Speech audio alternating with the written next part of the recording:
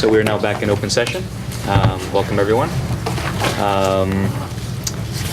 For some reason, we don't have public comment on the agenda, but we will put it back on, if that's okay with everyone. Yes. If there's any public comment, is there any public comment? Seeing that there is no public comment, we will next go to changes or additions to the agenda. Are there any items on the agenda that anyone would like to have changed at this point? So there is one item on the agenda that we need to take off, which is the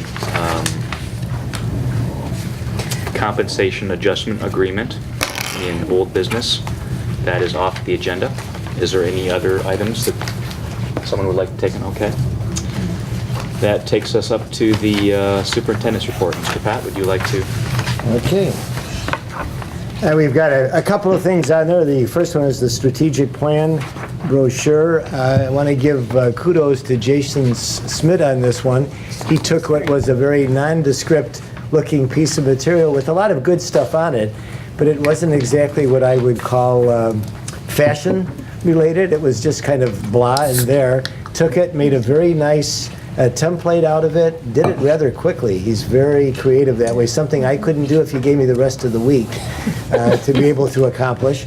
And very honestly, we've talked to a printer about printing some bifold brochures, and if it's okay with the board, we'd like to go ahead with the end result of what that strategic plan looks like when it's been fixed up by somebody with some technological skills. Yeah, I think it looks fantastic. I think you did a great job. Yeah. Really nice. And there's an item on later on in the agenda that maybe we can talk about too along that line. Second one, extended day survey. I put in there a potential questionnaire without being too forward, and this is before Griff and I came on. I know there was an interaction probably last either March or April. I'm not sure exactly when it was. But there was some discussion about before and after school care. It was one of the things that Griff and I did over the summer. We went and visited a Riverside Rec. We also visited PAV YMCA and talked with both of those groups. And I guess what I'm throwing out, because we're doing our best to take as many things off Martha's plate as we can. So keep this in mind, Martha. We want a percentage of your first couple of salaries, since we're trying to close out all these other things along the way. To see if, first of all, the board was interested in us at least sending out a survey. And we would do it by mail. We have about 130 some students, so it's only about 8% of our population that takes advantage of the before or after school care. If you'd like us to survey by mail, because that way we can be sure we're getting an accurate assessment coming back to us with a return envelope that parents can send back, or guardians, to get a flavor for how they're feeling about the program. What I would suggest to you, and this was something that I said to, and I'm drawing Stephanie Robinson. I was drawing brain drain there for a second. She's with PAV YMCA, and she's the head of the program. I said one of the nicest things I can say to anybody is I really haven't heard negative comments about the before and after school program. But we'd be more than happy to see what the people that actually utilize the program are thinking about or feeling. Could send it out and then bring it back to the board to see if we want to explore what was explored last year. The idea of maybe Riverside Rec splitting, doing part all, or just staying with PAV YMCA. I think that's a great idea to survey the parents and find out what they think. I think that's a good starting point. Yeah. Makes a lot of sense to me. Yes. Okay. Works for me. Okay, and again, it's just 135, 136 kids altogether. But at least we'd get some feedback, and these are busy people, so if we send them something in the mail and give them a return envelope with a very simple questionnaire that you saw, we should get some pretty good feedback. It'd be interesting to see school by school. Yes, that's why we put the school in there too, just to see if it's Some schools are different. some schools, and it could be based on just the people that are in charge of the program at the particular facility. Number 3, Martha, we put your speech in, just so the board has reference to how eloquent you were last month. Was it only a month ago? Earlier this month. It seems like only yesterday you were standing here introducing yourself. And so we put that in as an example of, what a lucky find you are for the school district. So it was just a way for the board to be able to remember the exact wording of what your speech was. Number 4, early bird discount. We're doing that for kindergarten because we don't know how many little munchkins are out there. That's one of those variables that you can look at the Casarda study, and as we discussed last year when we first started, he had 3 different levels, and the number that we had in kindergarten didn't even reach his lowest level, of what he was predicting. And so we're doing that early bird discount, and we're having a kindergarten night, I think on March 3rd, is it? So that we'll draw out as many people as we can. We were kicking around the fact that even former students don't get registered in a timely fashion. Poor Nancy in August, and we witnessed this directly, would have people walking in a couple days before school started. Oh, I forgot to register my son or daughter. In some cases, it was a new student. In other cases, it was, well, I figured you knew we were coming back, so I thought I would show up at the very end. We toyed with that idea because Nancy literally goes crazy because during the summer, the secretaries in the schools are not here. And so all of the registrations fall on her. And I think she said something to the effect that last year, by the end of July, only about 30 to 40% of the students were registered. So there was an awful lot happening in August. But David Sellers and I sat down and figured out what an early bird discount would be for 1,600 kids. And we thought it would be a lot more cost effective to hire somebody that would work for 5 or 6 weeks and help Nancy with registering, where if you gave a $25 discount to 1,600 kids, you're talking $40,000. And I think we can hire somebody on a part-time basis that would be much more cost effective that way. Because people come in So how droves. does that connect? Right now, we're going to be going, I think, right here about it tonight. InfoSnap, right. Online. Right. So We're it's hoping it's going to reduce the amount of manual labor, right? If we, Well, we hope. Sure. However, if people don't do that online registration, or if they do it in the sequence that they've done the paper registration, we are still going to have people coming in that would need to use the computers to be able to do the online as late as a couple weeks before school starts. And what would this person be doing? I mean, I'm sure there must be days that nothing happens, no one comes in. What would they be doing? I tell you, watching it last August, there weren't too many days like that. In Yeah. fact, there was one day, I think I saw 5 or 6 lined up at Nancy's desk. I mean, they were just coming So in. enough to keep someone by busy droves. Oh, yeah. consistently. And believe it or not, Merrill will keep the person busy if they're not being busy with registering, so. Again, we toyed with the idea of an early bird discount for everybody, but I don't think that's necessary. David and I sat down and talked with Don Tofano, and literally much more cost effective to hire somebody. But maybe we'll find out in March and April that we'll have a 60 or 70% registration. Yeah, I think if we really look at how many returning parents have registered by the end of the school year, I think that will give us. Tell us whether we need to hire someone or not. Yeah, there is a system that Don has through InfoSnap where we can hound people if they haven't registered. In other words, he has a Right. setup Send where them there's emails or a, something. oh yeah, There's a notification process embedded within InfoSnap, so you can identify who hasn't registered. Right. Oh, And just good. email out those who haven't completed the process. Great. And we did look to see how many families did not have an email address on file, and there were only 30. only 30, right. So we're looking at just a handful if we needed to do paper-based notifications. So it sounds like it's very possible we may not need anyone at all. Right. We may not. Okay. No way to know. But what we're going to do is we'll hound them every week, and then it'll be every hour, just before school starts. Constant their emails house. until they come in, because it was really sad to see people coming in with brand-new kindergarten kids 2 days before school started. It was almost as if, wouldn't you have wanted to acclimate your child, this is the building you're going to be going to, that type of thing. And so that was the reason for the kindergarten early bird discount.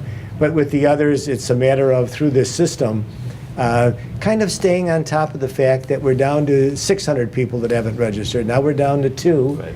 and the constant notifications. So we're kind of pulling that idea. So, It's the residency checking that Right. is the That's most some of the hang-up, right. labor intensive and often requires a cycling back to the person to make sure all the paperwork is in order. You're saying that element would exist even if we had online registration, you're saying? Yes, Yeah. that'll be part of the online registration, but Nancy is not all that optimistic that it's going to go perfectly smoothly. So that's why we're a little cautious about how intensive it's going to be. Right. So for item E4, it says early bird discount for all returning student registrations. You're not recommending that? We're pulling it off, right? Okay, Yeah. so we're just. We're sticking with the kindergarten and hoping that we'll get a good idea of how many kindergarten students we'll have. But for the others, we're hoping that the InfoSnap registration process, by the end of the school year, we may be up to half, 50, 60%. And then over the summer, we'll keep after them, and hopefully it'll work out that way. This is one of those work in progress, I guess, is what I would call it. Great. Thanks very much. Okay. Is that, Thank you. That'll do it. everything? Great, okay. Next item is the consent agenda. Could the board secretary please read the items on the consent agenda? Yep. Item 1, minutes of the previous meetings. A, minutes of the closed session meeting, January 26, 2016, the first closed session. B, minutes of the regular business meeting, January 26, 2016. C, minutes of the closed session meeting 2, January 26, 2016. Minutes, D, minutes of the special meeting, February 2, 2016. E, minutes of the committee of the whole meeting, February 2nd, 2016. Item 2, personnel report. Item 3, payables pre-list as of January 29th, 2016. Item 4, payables pre-list as of February 16th, 2016. Item 5, recycling of fiscal year 16 surplus equipment. Item 6, medical insurance consulting firm, Cottingham and Butler. Item 7, daily substitute teacher pay. Item 8, fiscal year 2014-15 audit. Item 9, one-day audit service meeting. Item 10, summer school 2016. Item 11, staff retirement event. Thank you, Linda. Are there any items on the consent agenda that anyone would like to pull off for a separate vote and discussion? No. If there are no such items, then is there a motion to approve the consent agenda as presented? So moved. Second. Margie, could you please call the roll? Mr. Regan? Aye. Ms. Clyber? Aye. Ms. Mangio? Aye. Ms. Murphy? Aye. Mr. Miller? Aye. Motion passed. We next come to board member comments. Does the board have any comments about any activities they've participated in this? I just have a brief one. I went over per Ms. Gorman's invitation to Blythe Park great. School, and they have a one book, one school they're doing. They're reading, I'm going to say it right, In the Year of the Boar and Jackie Robinson. The entire school, their families are reading together with the children. I think it's wonderful, and it was really exciting to see everyone get their books, and I think it's a neat idea, so that was really cool. Thanks, Sherry. Next item on the list is board education workshops. Typically, when a new board forms, there's a board sort of a board introduction. I think Mary Rose had set something up for us in July with the IASB, but because we had so many things going on this summer with the contract negotiations and with hiring the interims and starting the strategic planning, we did not get around to doing that workshop.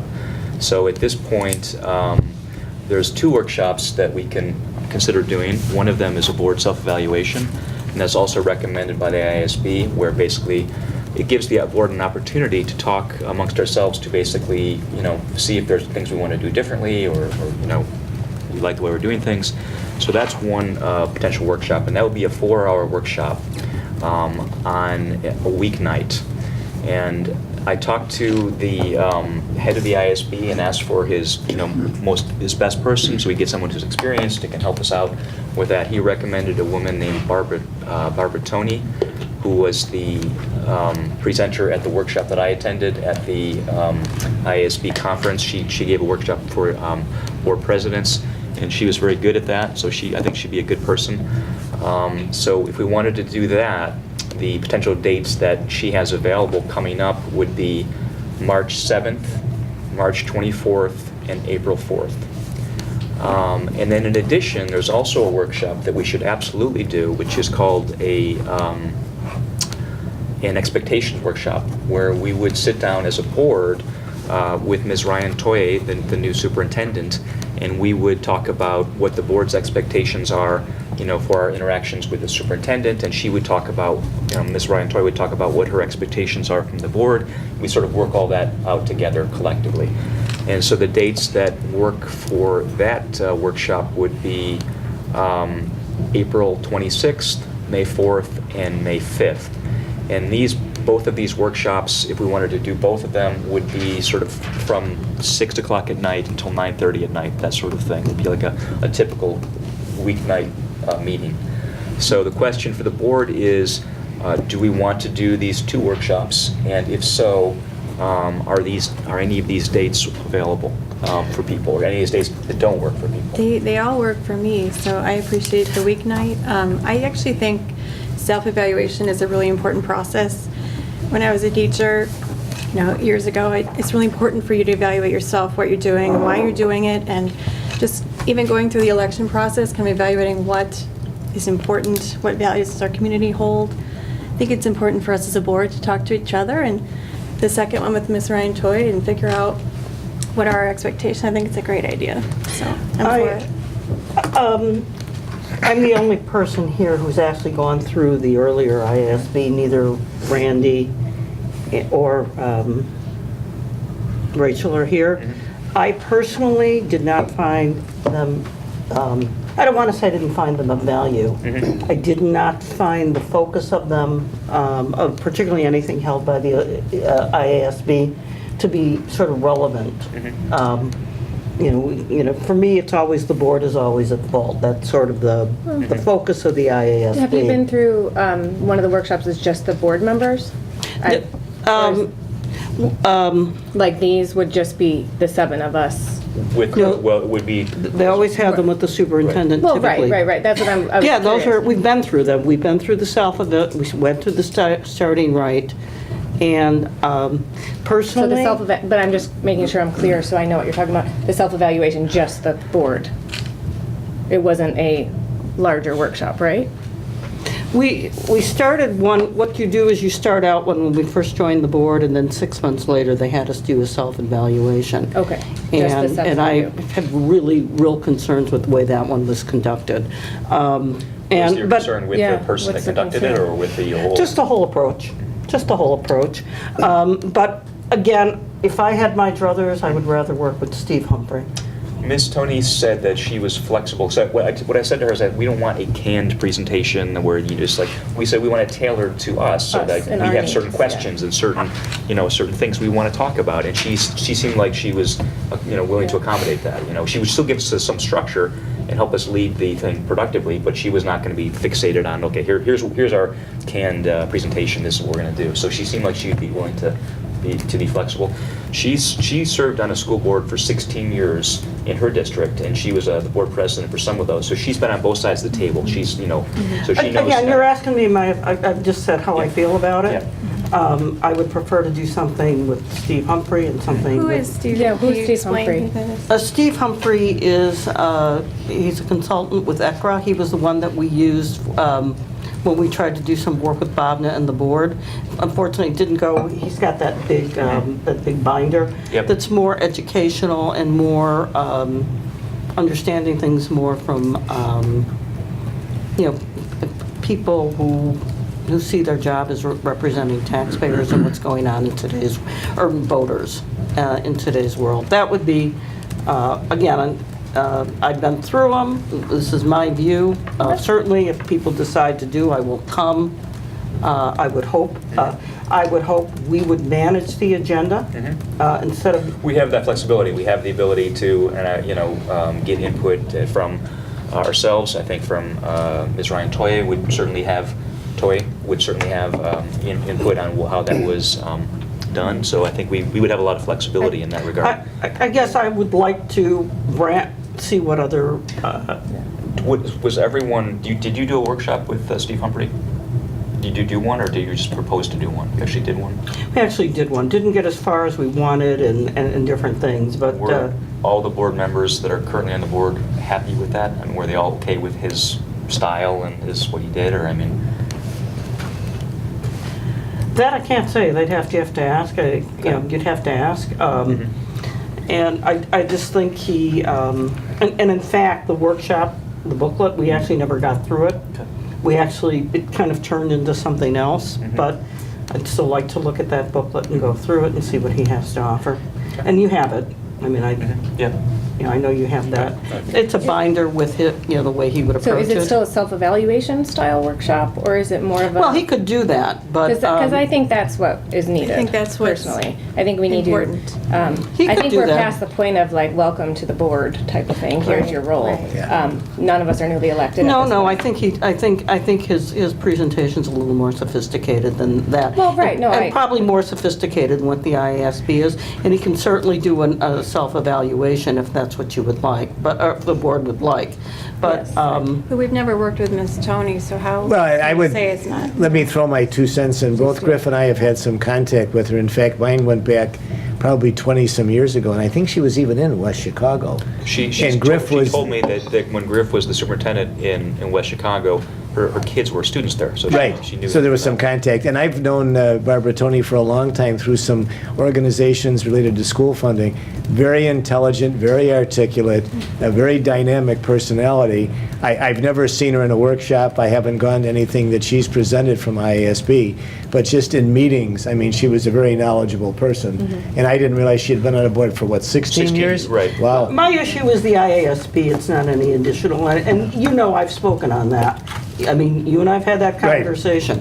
I would, Well, there are people on IASB I wouldn't want to spend my time sitting doing a workshop with, but Barbara Tony is one I think that could be a very good person for that. The fellow that we saw when you were doing the initial thing, remember Perry Hill, I think Perry was his Hill, name? yeah. I'm not sure I could sit through Perry Hill's comments for What too if long. we do this? What if we, she's got a very tight schedule. She's the most sought after and senior person in IASB. So if we want to get her on her schedule, I think we need to come to a decision, shortly in the next few days, come to some dates. And why don't we do this? Why don't we set up the 2 workshops with her? Yeah. Do the first one with her. If for some reason we don't like her, we can then cancel the second one and then look into other alternatives. Does that seem reasonable to do that? I mean, start with that. I would like to see the agendas. Mhm. In other words, what exactly are we going to be doing with this time? Yeah, I'm not a fan of the IASB, and I've gone to not only their 2 workshops, but I go to every November, and I go to many, many workshops. I get a lot out of them, but in terms of board orientation. I think we can because we know what we want out of this. Right. I think I think we're we can pretty say to clear on what we want. Barbara, Tony, that like, look, this is kind of what we want. We want to focus on this, that, or the other thing, and then we can, which she's not. I Do don't we think know she- what we want? I Well, I know think what I we- want. we- You want a self-evaluation. Have you looked at Steve Humphrey's? I don't know never heard Steve his name Humphrey. until I wasn't tonight. presented with Steve Humphrey. Yeah, he's done a couple things with us. No, But we need anyway, self-evaluation to make sure that we can move in the right direction, work productively together, set up guidelines and procedures and ways we want to work. That's what I'm looking for. Because at this point, I don't think we have that. And I So- think it's in our best interest as a board to do that. We can always get better, right? So Yeah. I think maybe Right. what we should do Absolutely. is try to settle on some dates, set these up with Barbara Tony, and see how the first one goes, and then decide whether we want to continue or not. So of these dates, Rich, what are you March thinking 7th. about this? You've been very quiet over there. Is there anything you want to add? I think this board has done a tremendous amount of work in a very short Yes. time that we all should be very, very proud of. Yes. And I think this activity puts us over the top, Agreed. okay? And it sets up Martha for success. When she participates in this process with us, it puts us on a level playing field. We understand, all of us understand and buy into the game rules. And that's a fantastic setup for success. best practice, basically. Best We have practice. to do Everyone's this. clear about expectations Okay. and We so have to do forth. So, this. Thanks. I was just curious what you had to say. so He hit me The just dates before of you time asked with him. I did. I hit him a lot. So what if we can we settle on a potential date then, maybe for these 2 meetings? Are people prepared right now to give a date, or do they want to get back to me tomorrow? These are all okay. All What okay. what are these, what days of the week are these? Tuesdays and, Yeah, you have to avoid Mondays, right, Mary Rose, you said? That I don't Mondays? know. Yeah. I don't know what days of the week they are. Does anyone have a Here, I calendar? can look. can you, I believe March 7th is a Tuesday and the 24th is a Thursday? March 7th is a Monday. I thought it was a Tuesday, oh, okay. That's Yeah. not good for you? March 7th, the Mondays are not good for you? No. March 24th is a Thursday. Yeah. Okay. So April March- 4th is a Monday. Oh, they are Mondays. Okay. So it's looking like if Mondays are bad for somebody, the 24th would be So ideal. maybe the 24th of March. 24th of March. Right. Does that sound okay for everyone? That's at this okay. point? It's not How many of these days are we looking for? Just again, one. We need Jeff? 2 days. Well, one on for the first sequence, self-evaluation. right. First. And then the Okay. second would be a little bit later, closer to when Ms. Ryan Toy starts, would be either the end of April, the 26th of April, or the 4th or 5th of May are the dates that we have currently. And the week of March 24th, we do not have a board meeting, so that, I'm sorry, what were these days of the weeks again? Monday for the 7th, Thursday for the 24th of March, and the 4th of April was a Monday. So we have Monday, Thursday, Monday. All right, I can't do any Mondays. Okay, so that would be Thursday, the 24th. yep, That probably works for me. Okay, is everyone else okay with the 24th, the Yes. Thursday, the 24th? sounds good to So when we me. put it down tentatively as the 24th, and then I'll check with Randy and Rachel to confirm that they're also okay with that. Mhm. And then what about the second workshop, which would be the... So just so we talk about days of the week, that April 26th is a Tuesday, Okay, May 4th is a Wednesday, and May 5th is a Thursday. And we need one of those days? Just we need one, one of right. those days for the expectation workshop. May 3rd is a Board of Ed Committee of the Whole meeting. Yes. Just to throw that out there in case that sways anybody from the 4th or the 5th. Mhm. But then The week of the 26th, we do not have, obviously that's a Tuesday, so there's no meeting. So that would be a day that is normally free for people, a Tuesday, but it's not Because we have our Tuesdays. rent out. Wrap that Tuesdays are up. booked. Yeah. Not with Lori, though. So what if we say Tuesday, the 26th of April? Does that sound good for everyone? That sounds fine. Tuesday the what? Tuesday, the 26th of 26th April. And does that sound good to Martha? We've already, I think that's the important we've confirmed the person. dates. Cancel all those other things you had that day. Yeah. Yeah, that's fine. So what day of the week was that? That was a Tuesday, the 26th of April. Okey-dokey. So it sounds like we have 2 dates then for these board self-evaluation would be the 24th of March, a Thursday, and then the 26th of April for the expectation workshop, which is a Tuesday. So I will confirm those dates with Rachel and Randy, and I'll confirm them with Right. Barbara Tony to make sure they're still available. And I agree, I think the agenda we should be managing the Of agenda. course. We don't want just a Of course. No, we don't template want of to. what they No. give everybody. I I'll think ask we- her to send And us this her. is different than a sort of- content presentation. To me, it's. Right, so what I'll do is I'll ask her to It's a- send sort of her template for an agenda to us. I'll, make sure everyone gets it, and then any feedback or comments or changes people want to make, send back to me, and I'll get them back to her. Does that sound okay? Sure. Okay, good. Is there a sample agenda? I'll ask for the sample agenda. So we can comment on that? Yeah, so that's what I'm saying. I'll ask her to send that to me, and then I'll send it to the board. People can send me their comments about the sample And agenda. these are, how many hours each? It's typically 3.5, 4 hours. So it'd be sort of a long board meeting, basically from, can you get here at 6 o'clock, Rich? Is that possible? Yeah, I'd actually like a later start time. Later start time? 6:30. 6:30? Okay. Yeah. 3 to 10. So that would push us out to 6:30 to 10:30, It's which is better kind of for me, late, but too. better for you. But, Okay. Yeah. but maybe we can Wrap it up quickly. make it, So more like, efficient. be the agenda very tight as to what we're interested in Okay, talking about. all right, well, so I'll try to do that then, 6:30. Okay, Thank good. you. Yeah. All right, so that is that. Next item is committee reports. Do we have any education committee reports, Chair? Yes, we had a Next Generation Science Standards presentation from Merrill, and it was pretty extensive talk about how we'll be looking at the standards and how teachers have been observing in different school districts. It's been pretty fascinating, and I'm excited to see the changes, kind of encouraging self-reflection in students and risk-taking and deductive reasoning and all these wonderful things you want them to do.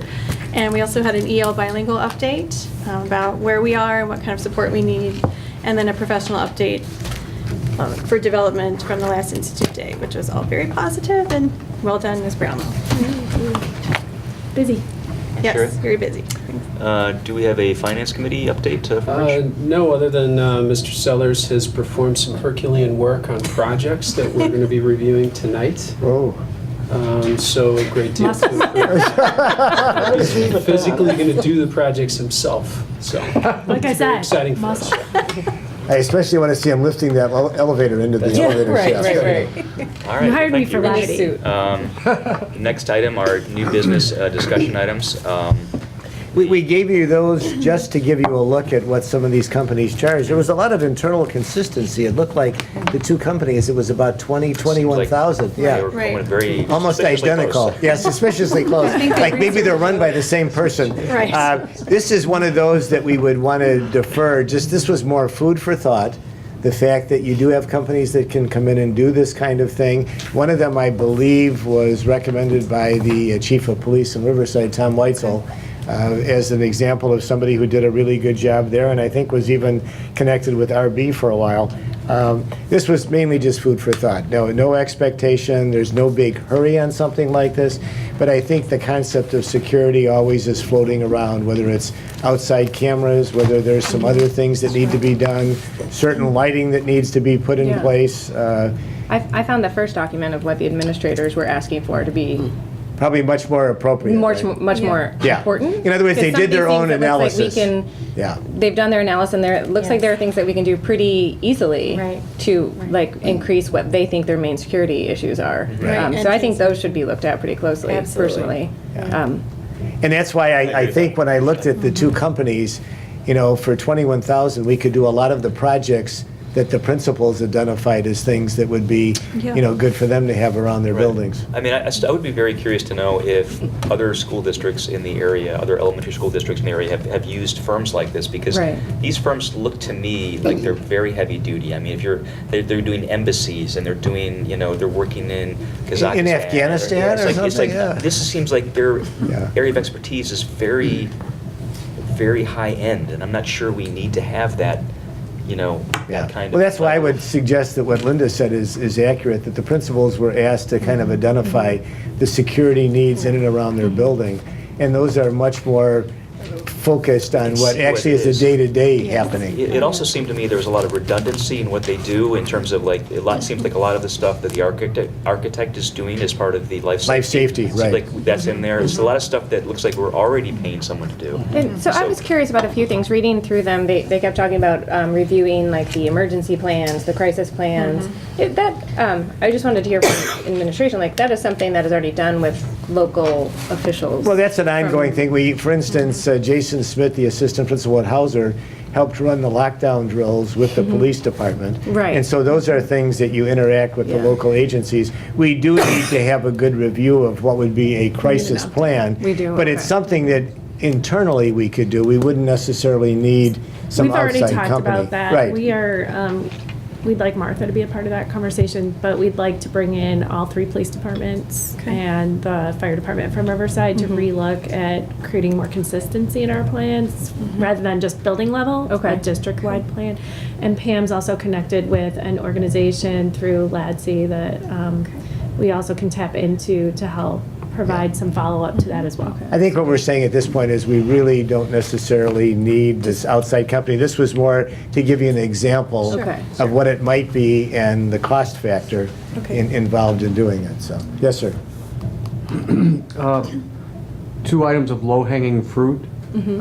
I think the board has had multiple opportunities to talk about exterior cameras. And I think we've kind of abandoned, at the present time, interior, but exterior is, I think, still something to talk about. Yeah. Sure. And then another thing that is a common thread from principals is additional electronic key Fobs, access doors. We have a limited number of doors where you can swipe your electronic fob and get in the door. We have multiple requests for additional doors. So just thought I'd mention that. Those combined exterior cameras plus the doors, you're probably talking about, $20,000, $30,000. And that's See, just yeah. a wild guess. I'd rather spend $20,000, $30,000 Right, on on that something than like that. $21,000 on a firm to come tell us what we need to do. It's very, very effective to have the local CPD come in, Right. and familiarize That's- themselves with the building, They're and gonna be comment the on ones the coming plan. in. as And if per you guys already have a request. plan, if that's something you I like want to do, I feel like that is the more effective way to go Yeah. about it personally. Right. But I think these things that are listed from the building principals are really important, and that we What else shouldn't just one- wait until, like, I feel like some of this stuff needs What I to was- happen now. What I was wondering is with that, in regard to that, there was a wide variation between the buildings in terms of what the principals wanted to Yes. do. Right. I'd be almost curious to see if we got the principals together, did they started talking about the different items and say, okay, one person requested this, and they can they come to a consensus? Do we need this? Well, And we that meet, kind of- we meet weekly, so that can I'll be throw it on the something agenda. right on the Yeah, so agenda that for way next they can week. sort of rationalize their choices and make sure they're consistent across. We don't want one school that's got 100 cameras and one Right, has right. not. you know what Well, I'm yeah, saying? it also depends on the Obviously. location. I mean, we have one across First Avenue, we have one that's, Right. larger scale. But I bet you they could sit down and come up with like Right. A set consensus, priorities. yeah. Right. And You each know. one of those fob doors is pretty expensive, so it would be nice if the principals could talk about, the comparability of access with faculty and. So maybe they could come back and take this school building security request report, which they've individually, each principal has individually written their section. Their priorities. Take that report, talk about it amongst themselves, and come up with sort of a more systematic, consensus, right, yeah. Standardize it. document Yeah. that they all have thought about collectively with, together with do the that. superintendents, maybe think with. that would be fantastic. We can Ms. do that. There Rantoy. may still be slight differences. Just Yeah, in that- I'm not saying they'll as there be should identical, be, but I'm saying there because should be. it's a different situation, yeah. different- Just because of where you know your vandalism occurs Different at your building. location. Exactly, no, I, We need a light in a particular spot because there's always Right. something happening in that Right. Right. dark spot of the building. But We I can think put those that are the back on the things- agenda. We meet weekly. That sounds I good. feel like those are the things we need to handle now. And then as Martha comes on and we review everything We with can the talk local about police the departments, I other- feel like that's a We're great. trying our best to plan. get as much off our plate as we can, Martha. I want you to make a note of this. All right, good. Does anyone have any further comments about this? Generally speaking, we try and get closure on everything that's going to be done over the summer in November and December. But this is kind of an exception in the sense that exterior cameras and fob doors those are work that can Easy be to done do. pretty much Easy to anytime. do, right? Yeah. So Okay, this is great. not subject to that, Right. The bid, yeah. get the best bid from the best Right. contractor Right. kind of a Right. crunch. Okay, good. Fantastic. Okay. Any other comments about this?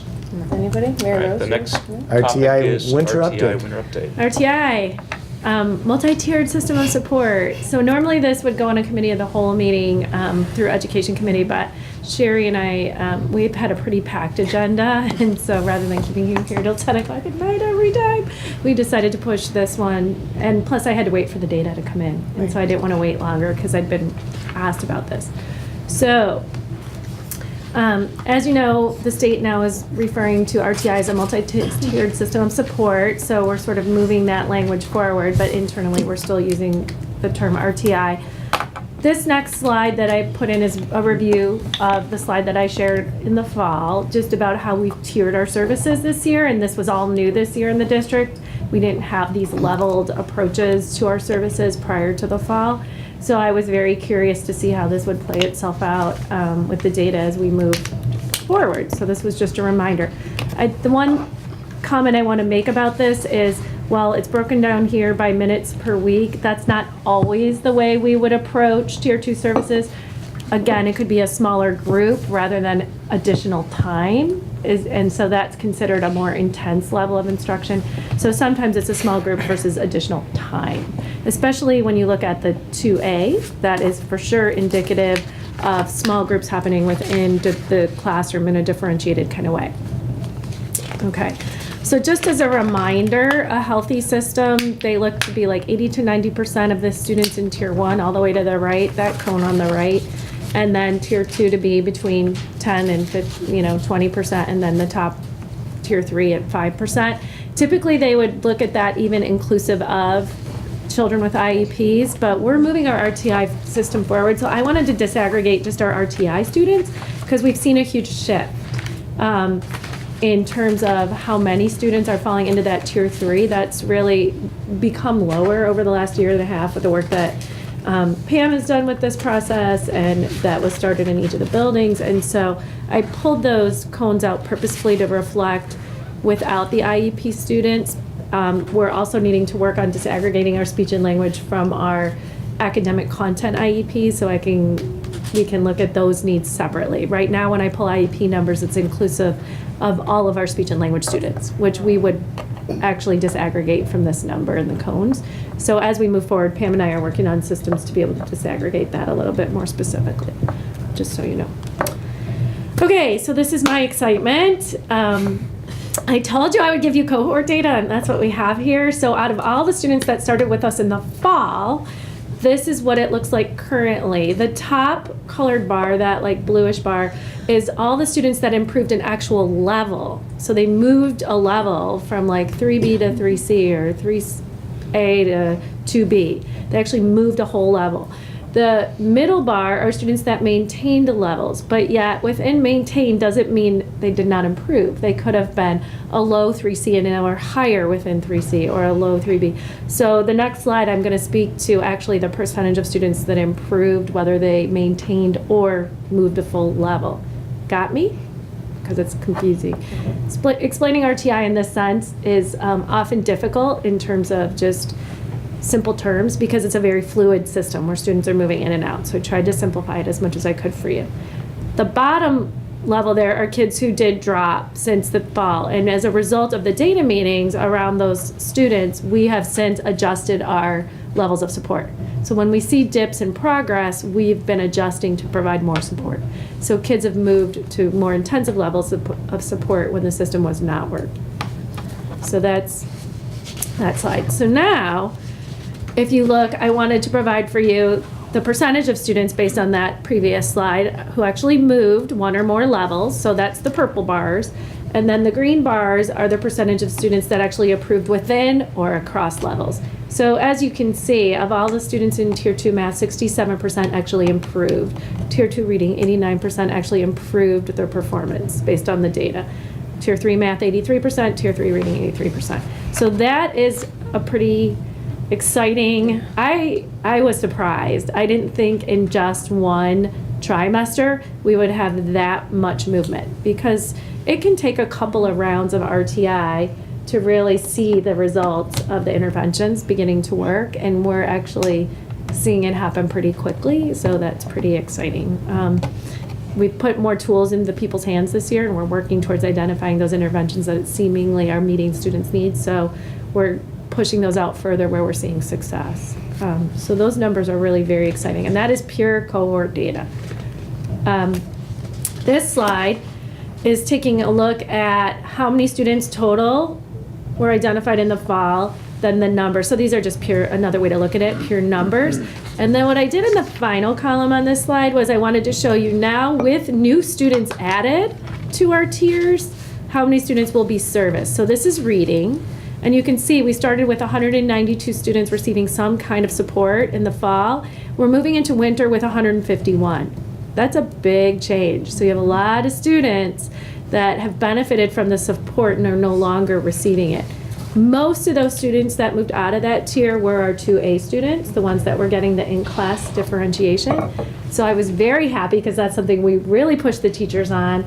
That wasn't something they had done previously necessarily. Those kids were coming out of classrooms, if you recall, and we were able to move a lot of students forward and out of tier support. So that's exciting in terms of the scores. And then in math, you see a drop as well. Not as significant of a drop as in reading.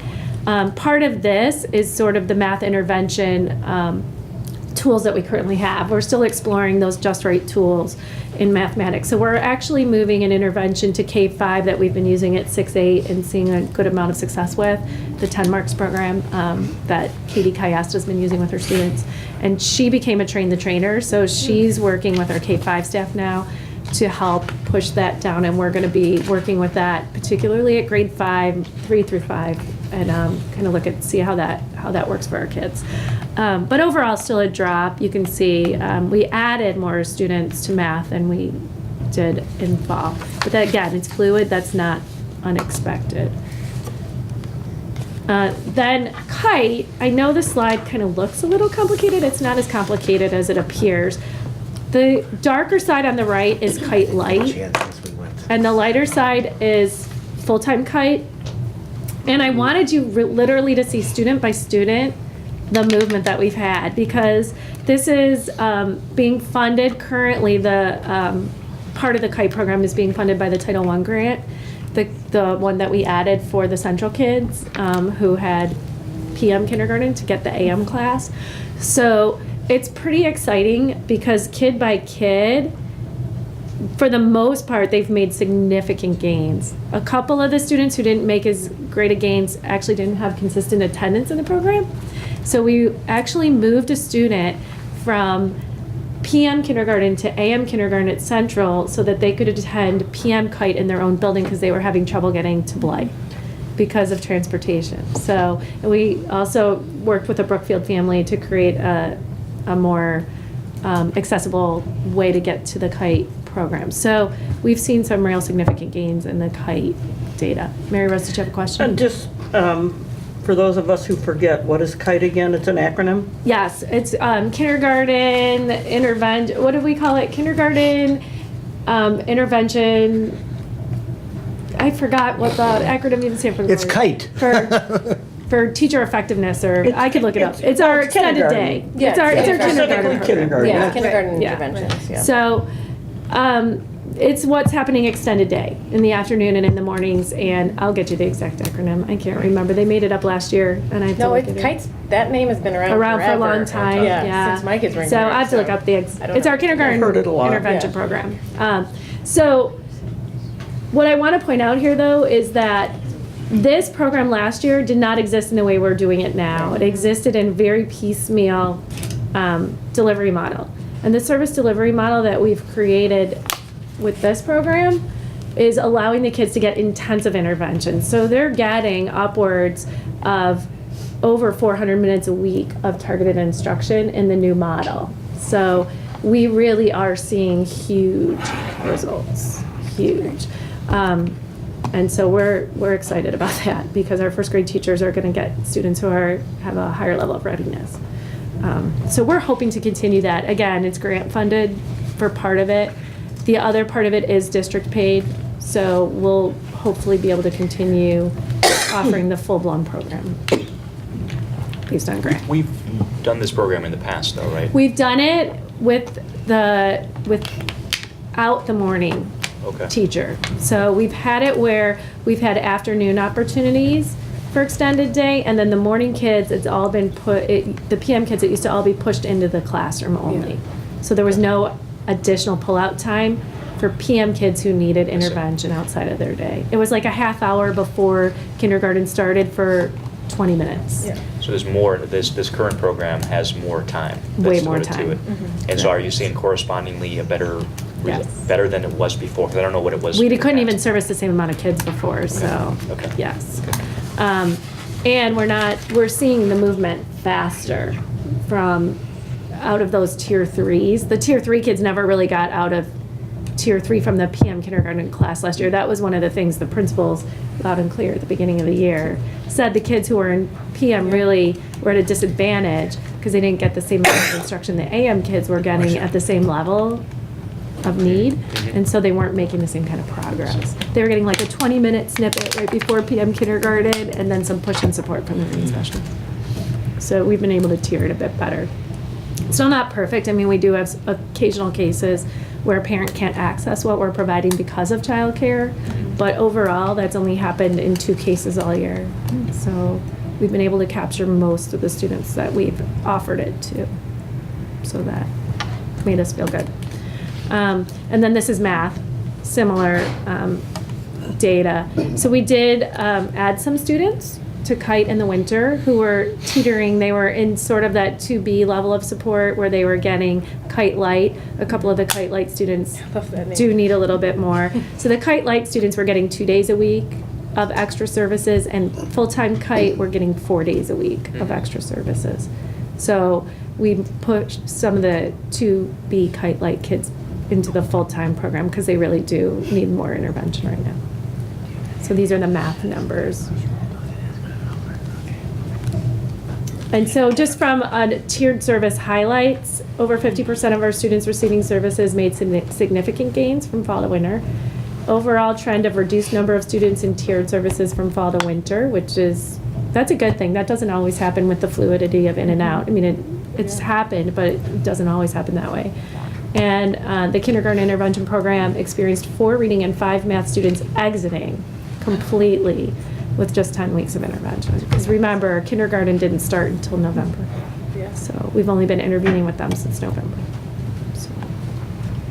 So that is pretty exciting as far as RTI is concerned. Thanks very much, Ms. Brownell. That's Questions? very encouraging. Any other I questions? just have a general Yeah. question, and I know I see you all the time, That's but okay. will we be tracking these children later on to see if they have a plateau in their learning, or if they? I mean, we can I'm now that just I have curious cohort. to see what would happen. We can now that we have cohort data, Right, like I'll right. be able over time Right. to I think that'd be really interesting. continue to keep the rosters and just keep checking. I mean, I literally, Sherry You saw check me with it. my backup notes. I had kid by kid, Right. all the data printed out so I could look and see exactly what the movement looked like. I just think it'd be fascinating and interesting to see. Yeah. Yeah. I think it'd be interesting to see anybody who's exited the services. If they And then ended up back in. if they're- So it's right, interesting right. that you asked that. If you remember last week from EL, I gave you those numbers of Yeah. some of the EL students who ended up back in RTI after they were exited from EL. So we could look at similar things Yeah. just to say, are they able to sustain it? Sustain- yeah. Hopefully we're capturing the students that would need that ongoing support. That's part of the idea. If they can't sustain it, they come back into services and then we build a program that sustains them. But you will find like tier 2 students who don't ever need enough support for the level of like an IEP or to go to a case study for an IEP level of support, but who benefit from that ongoing tier 2 support that keeps them able to access the core. So, you know, it's, again, a fluid system where you're never necessarily going to see this, you know, the child getting out and staying out. And I think it's really neat to see them in the classroom more Yeah. with their small groups. I mean, if you can imagine being pulled out all the time, I think it could be hard, you know, for them to feel like just part of their classroom. And And the research says I if think if they're, we can help them more. Right yeah, with if their they're classroom. closer to the core, you're better off bringing Right. those groups within the classroom than Right. pulling them out, and you will get better results. So Great. that's what we've really tried to do. Yeah, that's what it looks like. Thank you. So that's Kite and RTI. Well, thanks very much. Yeah, that's very encouraging. I know, it's bothering me. Just a that- question for you here. Your last page here, are those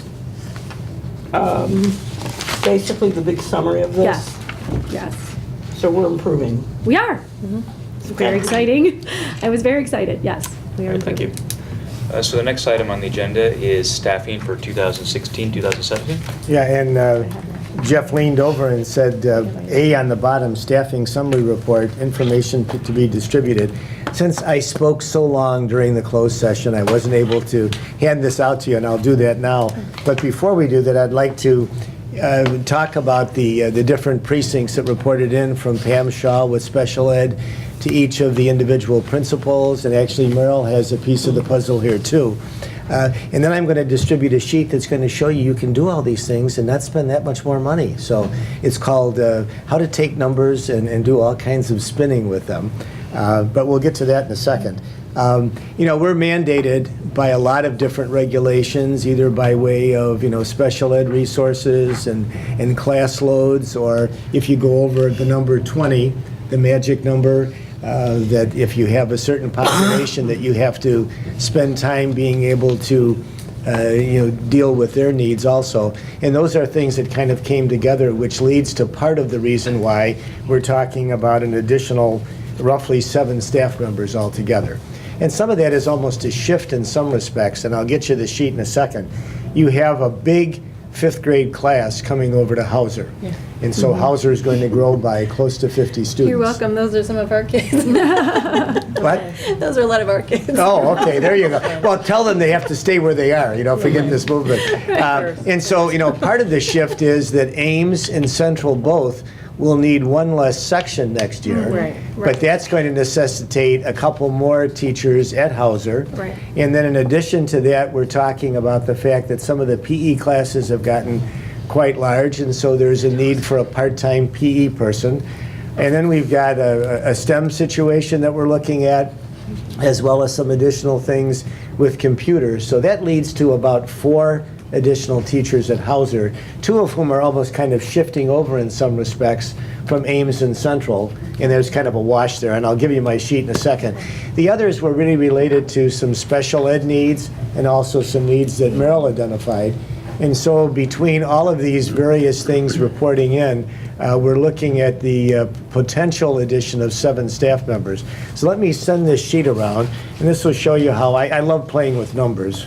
While he's doing that, I found my acronym, Kindergartners Improving Toward Excellence. Oh. There Say we that go. one I again. knew there was some Kindergarten. positive spin on it, and I apologize for not having that. Intervention. No. Kindergartners Improving Toward Excellence. Oh, sorry. I thought enrichment was the last word. I did too, but It was I close. apologize for not having that at I the just top wanted to of my make sure we brain. were talking about kindergartners and nobody else. Yes, just kindergarten. Now, part of the sheet you saw back in December, where I was talking about the additions of possibly nurses and also another secretary at Ames.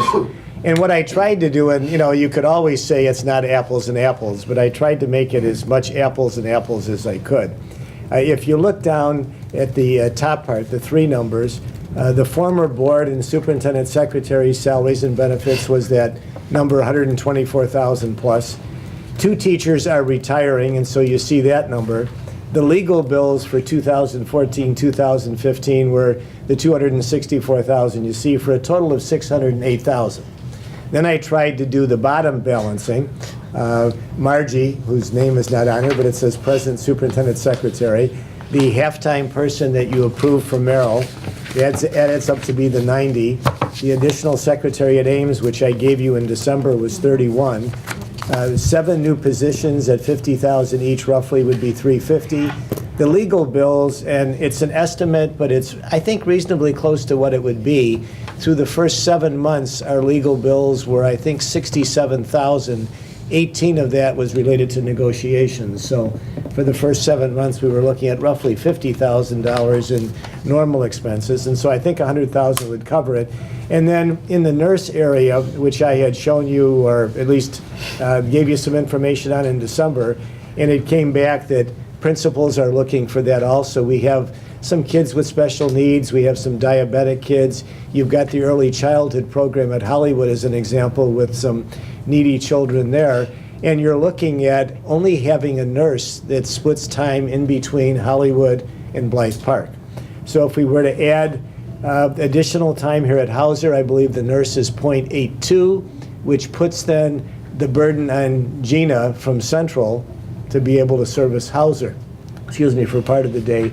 If you tie all that together, Hauser going to full-time and adding one additional full-time licensed practical nurse to be shared by Hollywood and Blythe, that's the 68,000. So those two numbers come relatively close to balancing. Now, anybody could take some shots at this, So but we're talking about getting 7 new teachers, is that the bottom line Yeah. for the? yeah, totally. 4 would be, Seven full-time teachers. right, 4 would be Hauser, and then the other 3, 1.5 would be special ed related, and the other 1.5 would be in Merrill's category. EL bilingual. ELL bilingual, right. Right. That- And that's kind of the summary of what you had from each of the principals And and so what they were in going to be doing. nurses, how many nurses do we currently employ? Well, we've got full-time nurses actually in Central and in Ames, and then you've got a .82 at Hauser, and then you have a nurse that's split, it's a full-time person between Blythe Park and So Hollywood. currently is about, so 3. So you have 3.82 3.82 nurses, right. 3.8 currently, and this proposal would have how many? Would bring it to 5 total. So, okay. 5, Okay. yeah. Basically 1 per building is what it would be. But I think the way Blythe Park and Hollywood would work out, if we hired an LPN instead of an RN, we would probably still split those 2 people between those 2 buildings so that each of the 2 small elementaries would have an RN there at least for half the time. We were looking at, I think we talked about it today at Hollywood, maybe with the early childhood program, having the RN there 3 days a week and then the 2 days a week at Blythe Park. Okay. But this is kind of a sum total, and again, all I would like from tonight, we're not going to take formal action on it, but this is the time of year where you like to get positions listed, so you start getting the best candidates. And literally, if we can have kind of a consensus to go ahead and post some of these things, again, it would have to be formally acted on, and there could be all kinds of glitches in the works, but at least it would allow us to start advertising and maybe find the best STEM teacher that might be out there, Right. or a couple of the other core teachers that Hauser would need, and do some searching for obviously nurses as well as bilingual and some other special ed resource teachers.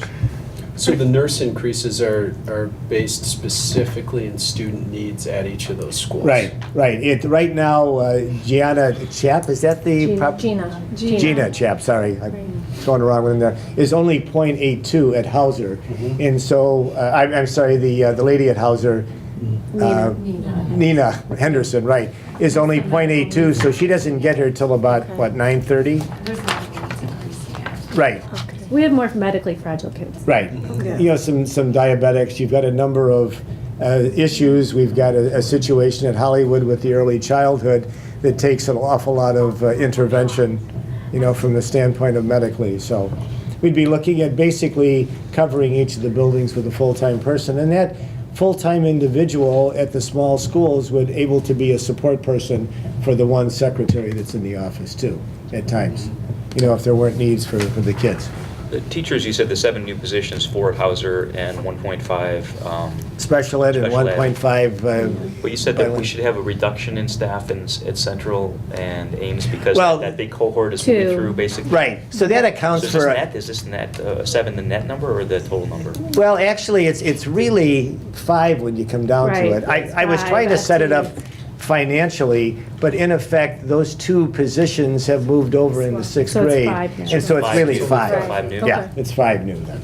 Because we have a 4-section fit. I guess I'm kind of remembering what David said at our last meeting, that the increases that we've seen over the last year or so are not sustainable in terms of increasing in employee count. And so 7 seems like a lot to me in a year. Well, it's really 5 if you take those 2 subtractions. And again, I don't have the things in front of me, but I mean, I understand there's a need. And then the other thing that I have a little bit about using the legal bill number for just 1 year, it seemed that that's maybe should have been more of an average, because I don't think the prior 2 or 3 years. I would suggest to you, and again, this is just me, and I'm presuming Martha will be just as effective that way.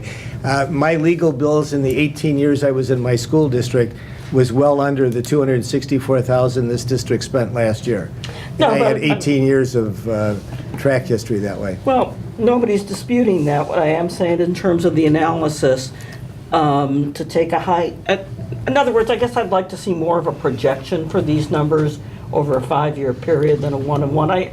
Just a little taking the Yeah. highest year and Again, I was subtracting it out. playing some games with the numbers here, but just showing at least actual numbers in recent times and how these numbers would balance out, and you could do all these things that I think are very needed. I mean, there are voids in the nurse area. There are some voids that we legally have to take care of in Right. ELL, Right. bilingual, and also in special ed, that we really don't have a choice on to be in compliance. So in the end, what we need to realize, there's an increase, you're recommending an increase in staff by 5 people. Basically. Right, 5 because 2 teachers plus.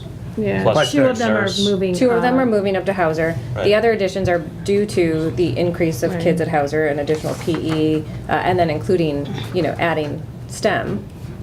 And the others are due to mandated ELL and special ed. and things mean. So it's not like we're. No, I know Yeah, there's a yes. need. 3 of the staff members are basically mandated in some way, shape, or form. 5 teachers, 5 additional teachers, 1 additional nurse. And then- 1.2 if you want it. 1.2. 1.18 if you want to And be then exact. another secretary at Ames. At Ames, right. So it's basically, you were talking about like 7 new people, roughly. Right. The financial projection used Dr. Casarda's projection for 16-17. That's a 2.5% increase in students, which equates to about 42 students. So and his projection did indicate kind of a bubbling of growth at Hauser. Mm-hmm. So I'm just saying that there's a need that the school district, you know, may be facing in 16-17 that hopefully won't be persisting on into the Right. future. Right, because this coming school year, we're going to have 3 biggest classes that we have In Hauser. 6th, 7th, and 8th, all gonna be at Hauser. Right. You had a very tiny kindergarten class So this tiny year. kindergarten, so Yeah. 3 years from Like now, that whole This- bulge will have it will moved shrink through. again. Yeah. Because next year's Maybe 8th we'll and have a 6th Yeah. are the fewer huge. kids. Right. Extremely large. Right. And that's where you would wind up actually bringing positions back, because the number of sections, instead of having 3 in a building, you might just have 2.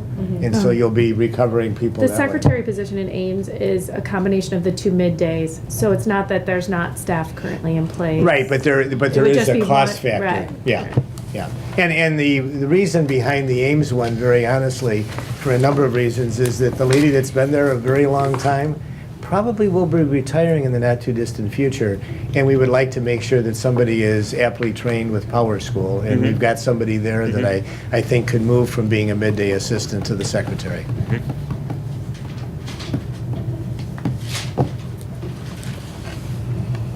But again, this is just food for thought, and if you'd like to take part of it out, we would like to at least advertise for some of the positions, and we can also, hold back till next month. We can and hold off on revisit posting some. the STEM position if you want to think about that one. I'm going to talk about the different options for STEM at the March, I actually just added that, Sherry, Committee of the Whole, because if we don't get awarded one program through the state that we've applied for, I have a backup plan for implementing it. So if you want to wait to hear what that looks like at the March Committee of the Whole, that position can be posted a little bit later than some of the other ones. Is that one of the 4 Hauser teaching positions? Yes. Okay. We would be adding it as an encore option for 6, 7, and 8. But Mind you, I'll on talk STEM. more. I was just gonna say, I I was- go personally, ahead. I know. I say go for it. I think it's a great Yeah. idea, and we need to start, just but have that I'm just saying, if you're information looking at about total FTEs, I know. that's probably the one that's.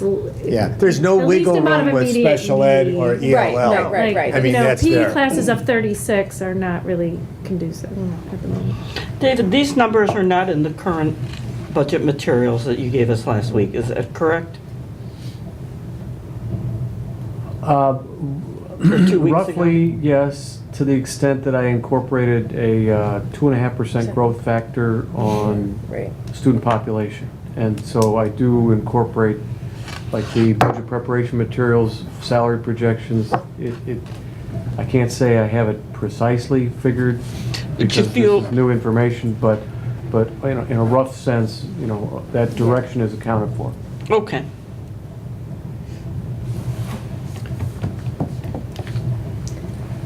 I mean, it sounds like some of these things are I was mandatory. gonna say, you want us to, do you want us to tell you what we feel about Yeah, posting why don't we it? go around And the- let's why don't we go around the post. table? Yeah, we need, so that we can get some of it rolling anyway. I'm It's a in valuable full need, I support mean. of posting them now. I can understand what you're saying about the STEM position being the one that's of less I understand need. that one. However, The earlier we I'm post, the better pool we will I'm in get. support of that position, so. Well, and the standards that we just heard about are going to require these skills, and to have a staff member that's Yeah. skilled in that area could only help with their achievement, so. Right. And you're okay with all the other positions as well? I am. Okay. Mayor Rose? I support it. Okay. Yes, I agree that we should get going. The STEM position, I think, is key, so I think we should do that, and, yeah. Can you explain to us how you'll utilize that STEM Yeah. position? So it's going to be an encore offering, is the idea, for 6th, 7th, and 8th. We're going to roll it in, because we haven't had any STEM, most likely we'll roll it in with a design and modeling unit at all 3 grade levels, and then we'll customize units from there. Depending on which program we end up being able to pursue, we have applied for IMSA Fusion, which would be a partnership with IMSA, and the person would be trained through IMSA. Let me just stop you for a second. That's Illinois Math and Science Science Academy. Academy. Those I'm sorry. acronyms sometimes, Acronym, yeah. Yes, thank you, Pat, Mr. Pat. And so that's one option that we possibly may be able to pursue depending on the awards of the applications, which is a process that the state is involved in because they also supply some money. So not counting on that. The other option that is really new and hot off the press is I met with Triton this morning, and they have a whole STEM technical and engineering department over at Triton. They do a lot of extracurricular programming there for STEM opportunities and STEM-like opportunities, particularly focused on young women, young girls. But they will partner with us to create the curriculum and train our teacher, whoever it is that we hire, and then also provide 40 days of on-site mentoring and help us to develop the units through their program experience. So that's very promising as well. Both are pretty cost-effective models. There was one other model we looked at that District 90 actually is using currently, and some of the other districts in the state are using, but it's very costly and has a very intensive training commitment to it. So we feel like these are more cost-effective ways to implement what we think will still be a quality program with all the same elements that. So this given teacher they'll teach a multitude of subjects. Correct. They would be full-time on-core STEM. So it'd be like computer programming and We would do, they're unit-based modules, so depending on what the units are, we may be able to still embed a coding in there depending on how we flesh it out, but you could have 3 different STEM modular units over the course of each trimester, and we could potentially offer 2 sections of Encore per grade level, so they're teaching 6 full sections of full case So what would load. be some examples of some of these units? A robotics unit, like embedded in the classroom. There's an magnetic one. There's a tectonics one. So there's different modulars. We have to look at the needs of our kids and kind of scaffold it too based on skills. Great. I like the diversity of the offerings rather than just one choice. Yeah, no, we would, Right. but we might start design and modeling at all 3 grade levels because that's Right. usually your foundational Right. experience, and then the second and third Branch out from there, trimesters. right. Good. So Rich did that, will you? We have to make a commitment in this direction, and this is the way to do it. Absolutely. Yeah, so I support it. So it sounds like Really everyone trying is. to- So actually, all I would need at this point, it would be to be able to post the teaching positions, and then maybe we can come back next month. And if it's still the board's desire to add the secretary at Ames and the nurses, because we're not talking about the immediacy there. That's something that would be for the next school year. Okay. All right, sounds Okay. good. Yeah, great. All right, so- Thank you. All right, the next item is we have a report from the playground committee. Ms. Hefner? Kim, do you need me to hold that? Parade it. You need assistance? I always wanted to be Vanna White. Yes, good, thank you. Well, thank you for, first of all, hosting this committee, conferring this committee. So we've met a number of times. We started with a charge, and our charge was to develop a recommendation for the playground equipment to be installed at our school, primarily the 2 to 5-year-old playground. Currently, our early childhood program doesn't have any playground material that's rated for them, that's appropriate for their use. We can hold off on this charge. Sorry, you're doing a great job.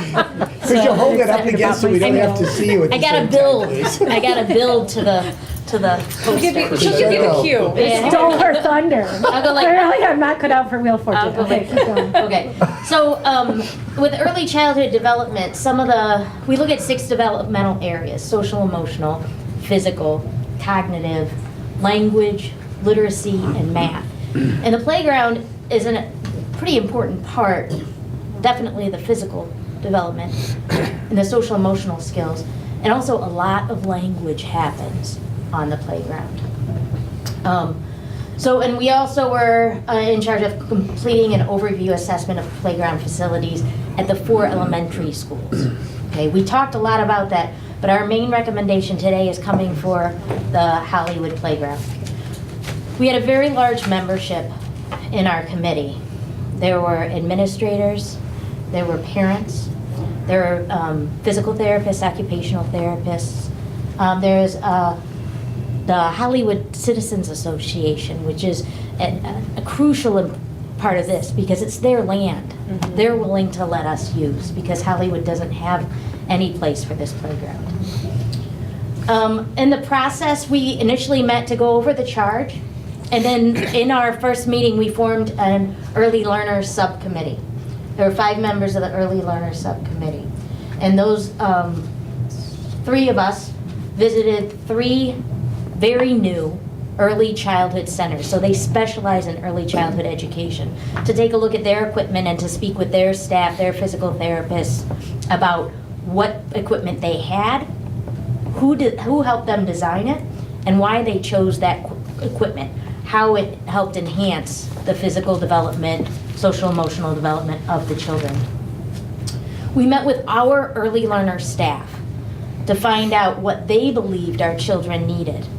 in terms of development? Is it proprioception? Is it balance skills? Was it the brachiating, the upper body strengthening, climbing? All of those elements were talked about. Then from there we took a look at all the recommendations, the elements that were recommended, and we made a list of considerations based on the land from the Hollywood Citizens Association, what we have on the land already existing, and what would be best, what we believe would be best for our children's development. And we contacted 3 recommended vendors, and we sent the list out. We received 3 proposals back. Now, in the requesting of those proposals, through our conversation, we also determined that if we're going to put in this early learner playground, we also realized that the equipment at Hollywood is about 13 or 14 years old. It's reaching the end of its usable life. And we were wondering, if we got it done all at once, what would the potential savings be, rather than doing 2 to 5 one year and the 5 to 12 the next year. So we asked for 3 separate proposals from each company. One for the 2 to 5-year-old, the early learners, one for the 5 to 12-year-old, and then one for them together, so that we could see the savings with the comprehensive installation. The attributes that were determined to be essential in our design, we needed an ADA transfer platform. That's a platform typically kind of like the landing on a stairs, where children who are in wheelchairs can exit from the wheelchair and enter the play area. Okay, that was listed as a consideration that we really wanted. We wanted multiple climbing areas. Core strength was listed time and time again as essential for the children to develop their physical development. It also enhances their writing development. The core strength is really important for that, and that is developed a lot through climbing. The speaking tubes, for the language development, where children can speak into the tube and hear it, so that role playing. Crawling, dramatic play, balancing, proprioception calming, which is like swings, and then the proprioception arousing, which is like spinning. So I'm glad she's not asking me to demonstrate any of it. Oh, we could have done that. I'd be afraid if she asked us to spell it. So the first company, Cunningham Design, you can see which elements they had, and they had 3 climbing areas in their design. New Toys, which is landscape structures, had everything and 6 climbing areas. Team Real left out the ADA transfer and the speaking tubes in their design.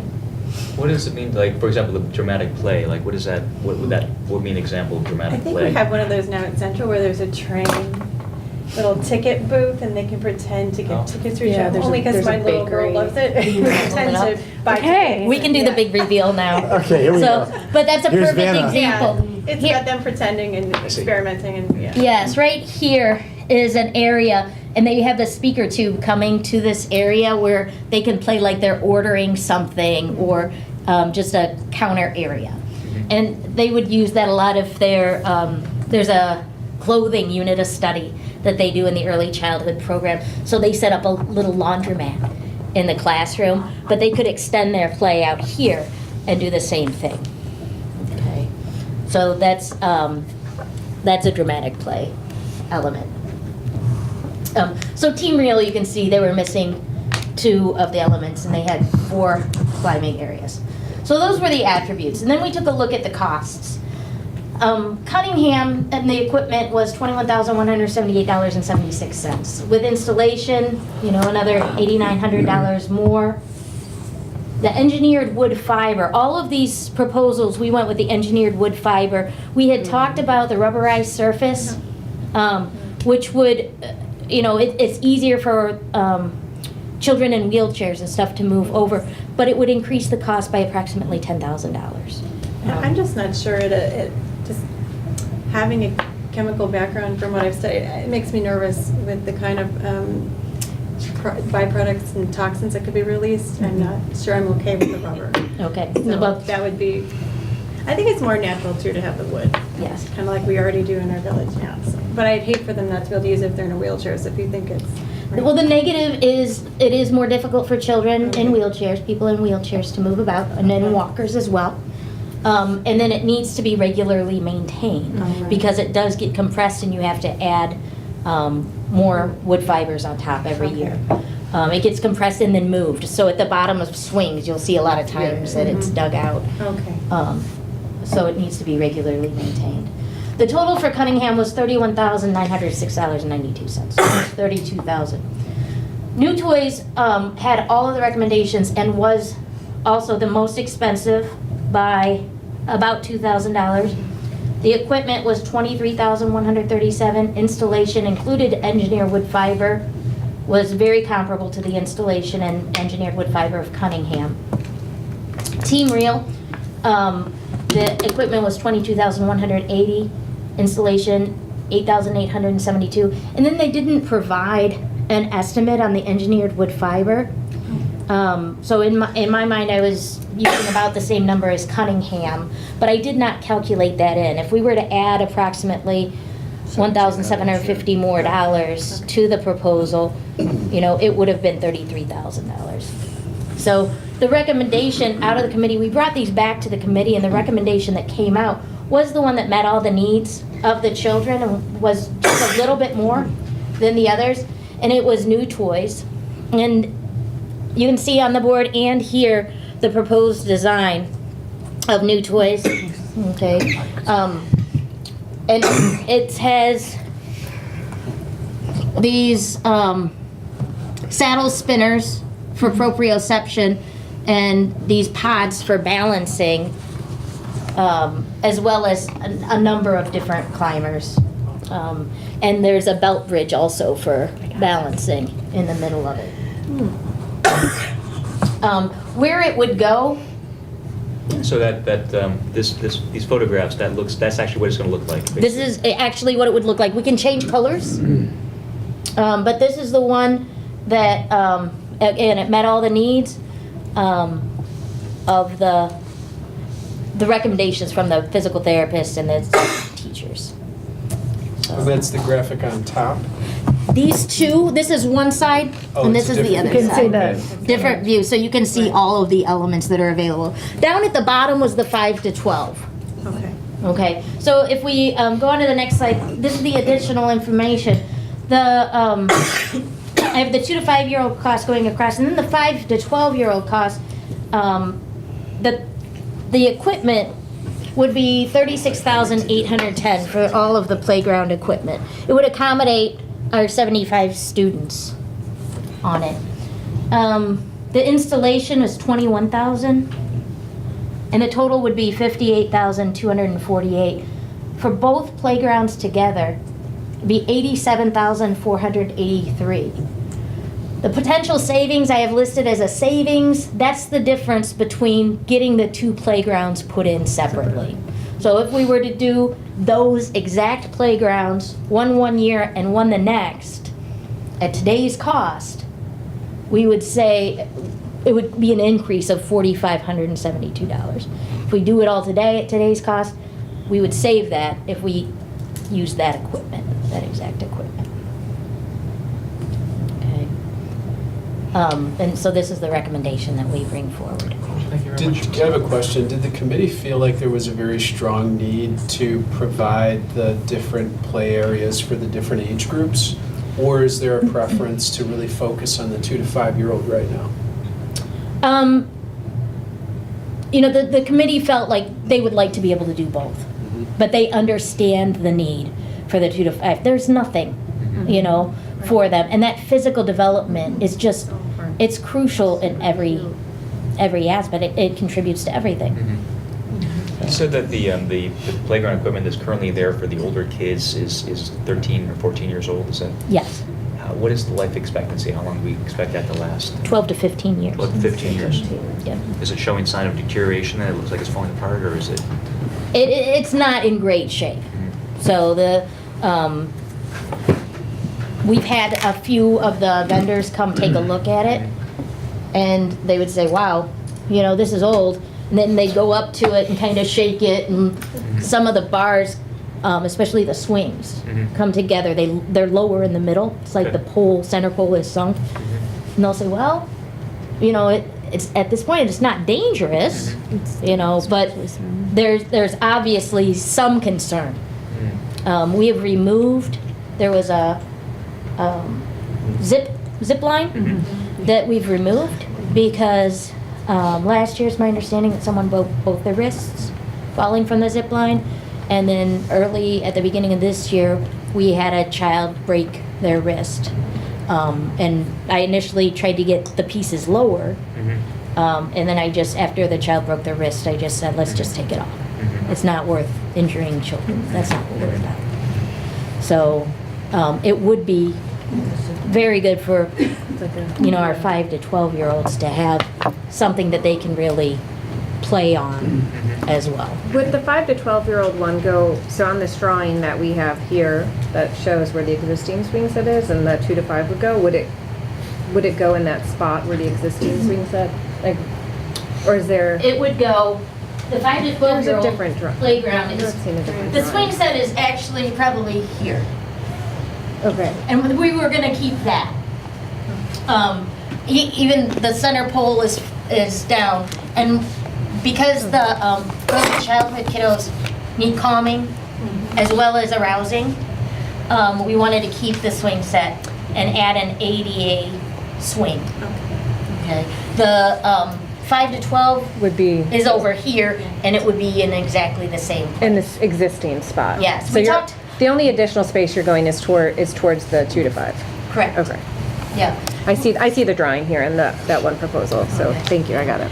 We also, some of the things that weren't included in this, we're not sure about drainage anytime you put in something like this. But the New Toys rep said it would be pretty easy to put in one drain tile. Just dig a trench and put the pipe in and it would drain it out. And then a fence. We'd like to put a fence.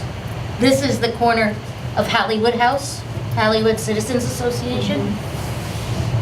From here to here. To contain our small people because they would run towards Hollywood Avenue or Washington. And so we want to keep everybody safe. And then here we talked about some of the nice elements that we saw, especially at Ann Reed Early Childhood Center. They had some natural elements, some boulders that the children would climb on and, you know, more dramatic play and climbing, so physical strength. And then maybe some tall grasses or something as well to enhance it a little. I support that. I mean, we're a river community that's very natural for us to. Can you talk about the lifespan of these products? Yeah, the warranty for the posts and poles in the new playground is 100 years for the posts and poles. The other elements like the slides are 15 years. There is a belt bridge. That the belt bridge may need to be replaced after 4 years, approximately. We headed towards the belt bridge instead of the flat, straight bridge just because of balance and the development of children for that. Yeah, that makes sense. What were the elements for the older kids, that the new items that if you were to go to the proposal for the older kids, what were the items, the different play equipment for the older kids? I wasn't clear about that. Can we see the picture? Yeah, absolutely. Meryl, can you Vanna White it over here? Meryl, I'd like an N. I need to have something to turn to when my career ends.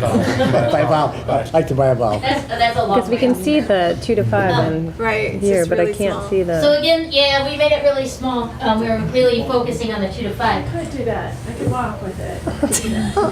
There are a lot of balancing elements That's what and Vanna climbing does. elements as well. We One can, of the we can walk highlights- to you as well. One of the highlights for the 5 to 12-year-olds is it's around monkey bars. Yeah. Every day on the playground, the monkey bars, you see children kind of bumping into each other and almost having to play like chicken on the monkey bars to be able to get across because we don't have enough space on the monkey bars. But if they go in a circle, they'll be able to go around. You can teach them clockwise and counterclockwise. Absolutely. There are also bridges and some other climbing areas. There's a vertical climbing, so it's almost like a rock wall, but it's got these little holes in it to climb on. They call it a wave climber. Thank you. So is the goal to have a solution in place by the beginning of the next school year? Or is Yes. this something that we're looking to address in the more near term before spring?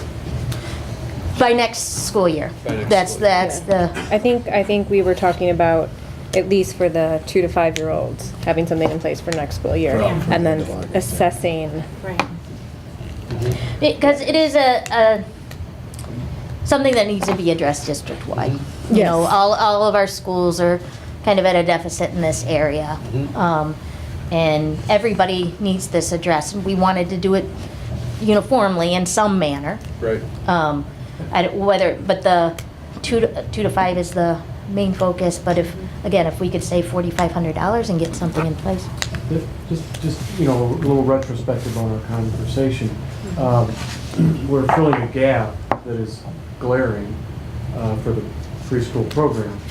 I think there was some concern expressed by board members about how the cost to create the comparability at Ames and Central, as compared to what we would do at Hollywood, could be a sticker A shock. lot of dollars, right? Yeah, so right now, based upon this shopping expedition or obtaining some quotations, we're talking about spending $90,000 at Hollywood for preschool through 5th grade. If you were to extrapolate doing a comparable investment at Ames and Central, all 3 schools would be about 200 and some thousand. Yeah, between, say, $200,000 and $250,000. And that would achieve comparability among those 3. You don't need to worry about comparability when it comes to Blythe Park, because they have the nice Cadillac of the Riverside Park District right there. So just, our caution has been in the past to look at the whole, district-wide set of needs. And, based upon this, I think we are realistically talking about less than a $250,000 investment for 3 school sites. And that's my recap. One of the questions that one board member, I think it was Rachel, had, she's not here tonight, is if we put this this early childhood playground at Hollywood. What if the program Can we moves? move it? Are you talking We're about? kind of then, like, we were talking about maybe having we can maybe have portable Right, can you move items it? that we could then move to some other school, but it seems like from what you've shown us, that looks like it's going to be This is an embedded in concrete, installation. basically. What right? happens, I can speak to that a little bit from my experience doing another playground. The poles that Kim spoke of, those 100-year guarantee, those stay in place, and you can replace older kid elements that you can add between those poles. So they would have to reinstall new poles Okay. to move the elements. But you could move the other elements. Right, but the elements can be moved. So it's not the like poles it would themselves. be total Because I loss. rearranged elements Okay. and moved some stuff, but the poles are what? And also too, the committee did have discussion Yep. at our last meeting. Would it be fair for us to pick up and move this after Hollywood homeowners group is giving us that Yeah. land? Absolutely. True, it's not even our land. That's the point that came up. That's a good point. Right. That may be difficult. Hmm. We would have torn up the land to put this in, and then to take it away, it would be left kind of with this wood chip. Kim, that means you and the early childhood program are married forever, I guess. You did a great job, but I think she you're a wants kid at that, heart, I though. can tell. I think that would be ideal for you. So. Be the happiest girl in town. Do we want to go around the table and give our thoughts on this? Can I ask one more question? We had talked about the number of students that can utilize each piece of equipment. And you talked about, for the early learners, does it look like we can get everyone on that we need to? Yeah, 35 to 40. And then you mentioned what, 70, I forget how many students, 75? 75 out there. Right, and what about that for the K, We- 1 to 5? It would be about 50 to 55 students on there. We have a lot of students. We've also talked in our committee about doing some enhancements to the blacktop to create other games and other play Yeah, right. opportunities Okay. for our students. Thank you, that's. Sure. So it seems like there are 2 questions right now. One is whether to give you the go-ahead for the early childhood playground, and the second question is to give the go-ahead for the playground for the older kids. Yes. That's basically right. So, Thank so, you. thank you very much. Does anyone have any further questions for Ms. Heppen, or do we want to go around the table and give our thoughts on this, or how we're leaning about the two different playground proposals, or Sure. you want to start? Sure. The early childhood playground is for me a must. It's a glaring, like David had said, a deficit. I think what's important for me, I would be on board for the other site if we could ensure that there would be some teaching components. I would love to see that incorporated into their play. I mean, I want them to be free too and be able to do what they want, but if we could, I don't know, kind of make sure that it's utilized to its full extent, then I'm all for it. I do worry about escalating costs though, so I'm going back and forth, but. So you're kind of on the fence. You're Yeah, in favor of the early I'm- childhood, but you're on the fence. Absolutely, yeah. The other one, That's how I feel, but I'm on the fence. I'm definitely in favor of the early childhood. I think it's a must. And I do think, as we outlined in the strategic plan, we are going to improve our playgrounds. The worry I have with installing the older structure right away is that I don't think at the other schools it's just as easy as installing a structure.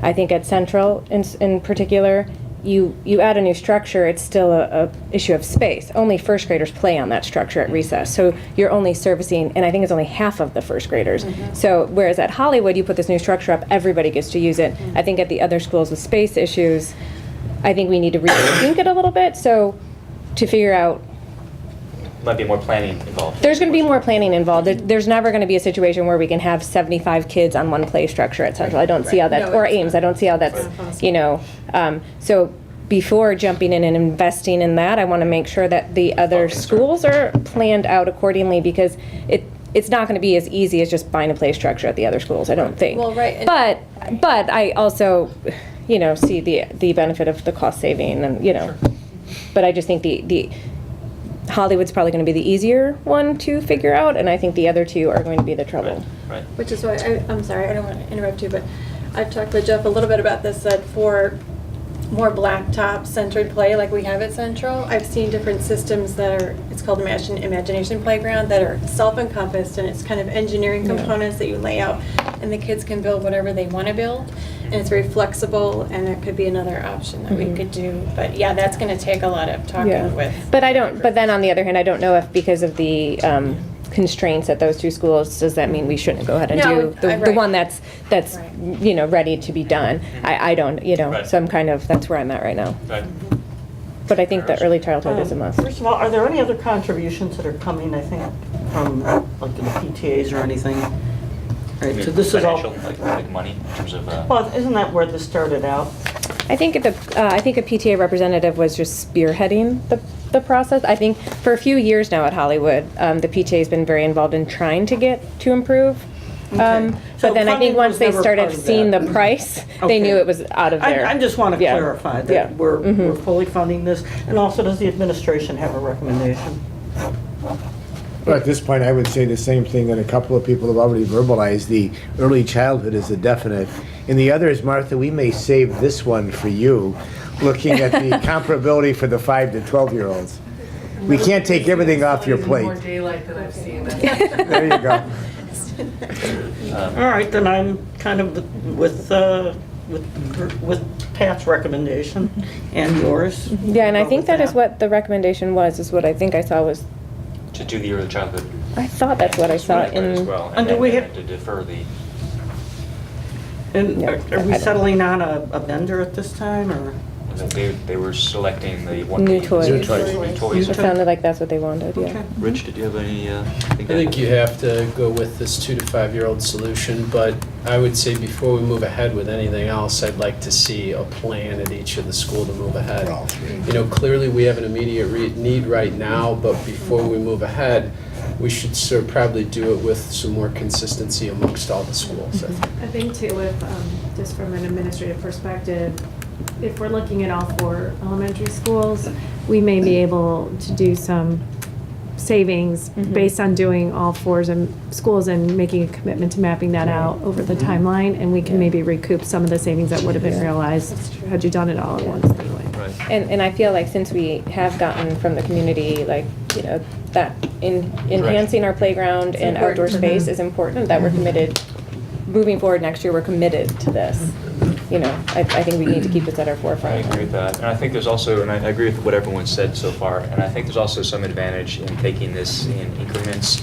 You know, we can try this new toy, see how it works out, see how the installation goes, see if the kids are enjoying it as much as we hope, and you know, then we use that experience to, you know, continue to plan, and maybe then the subsequent year we can I'm do also a something. fan of involving the kids in the process for the 5 to 12-year-olds. that That's a idea. great idea. Rather than just having new toys tell us what they Right. think they would Right. put there, but Right.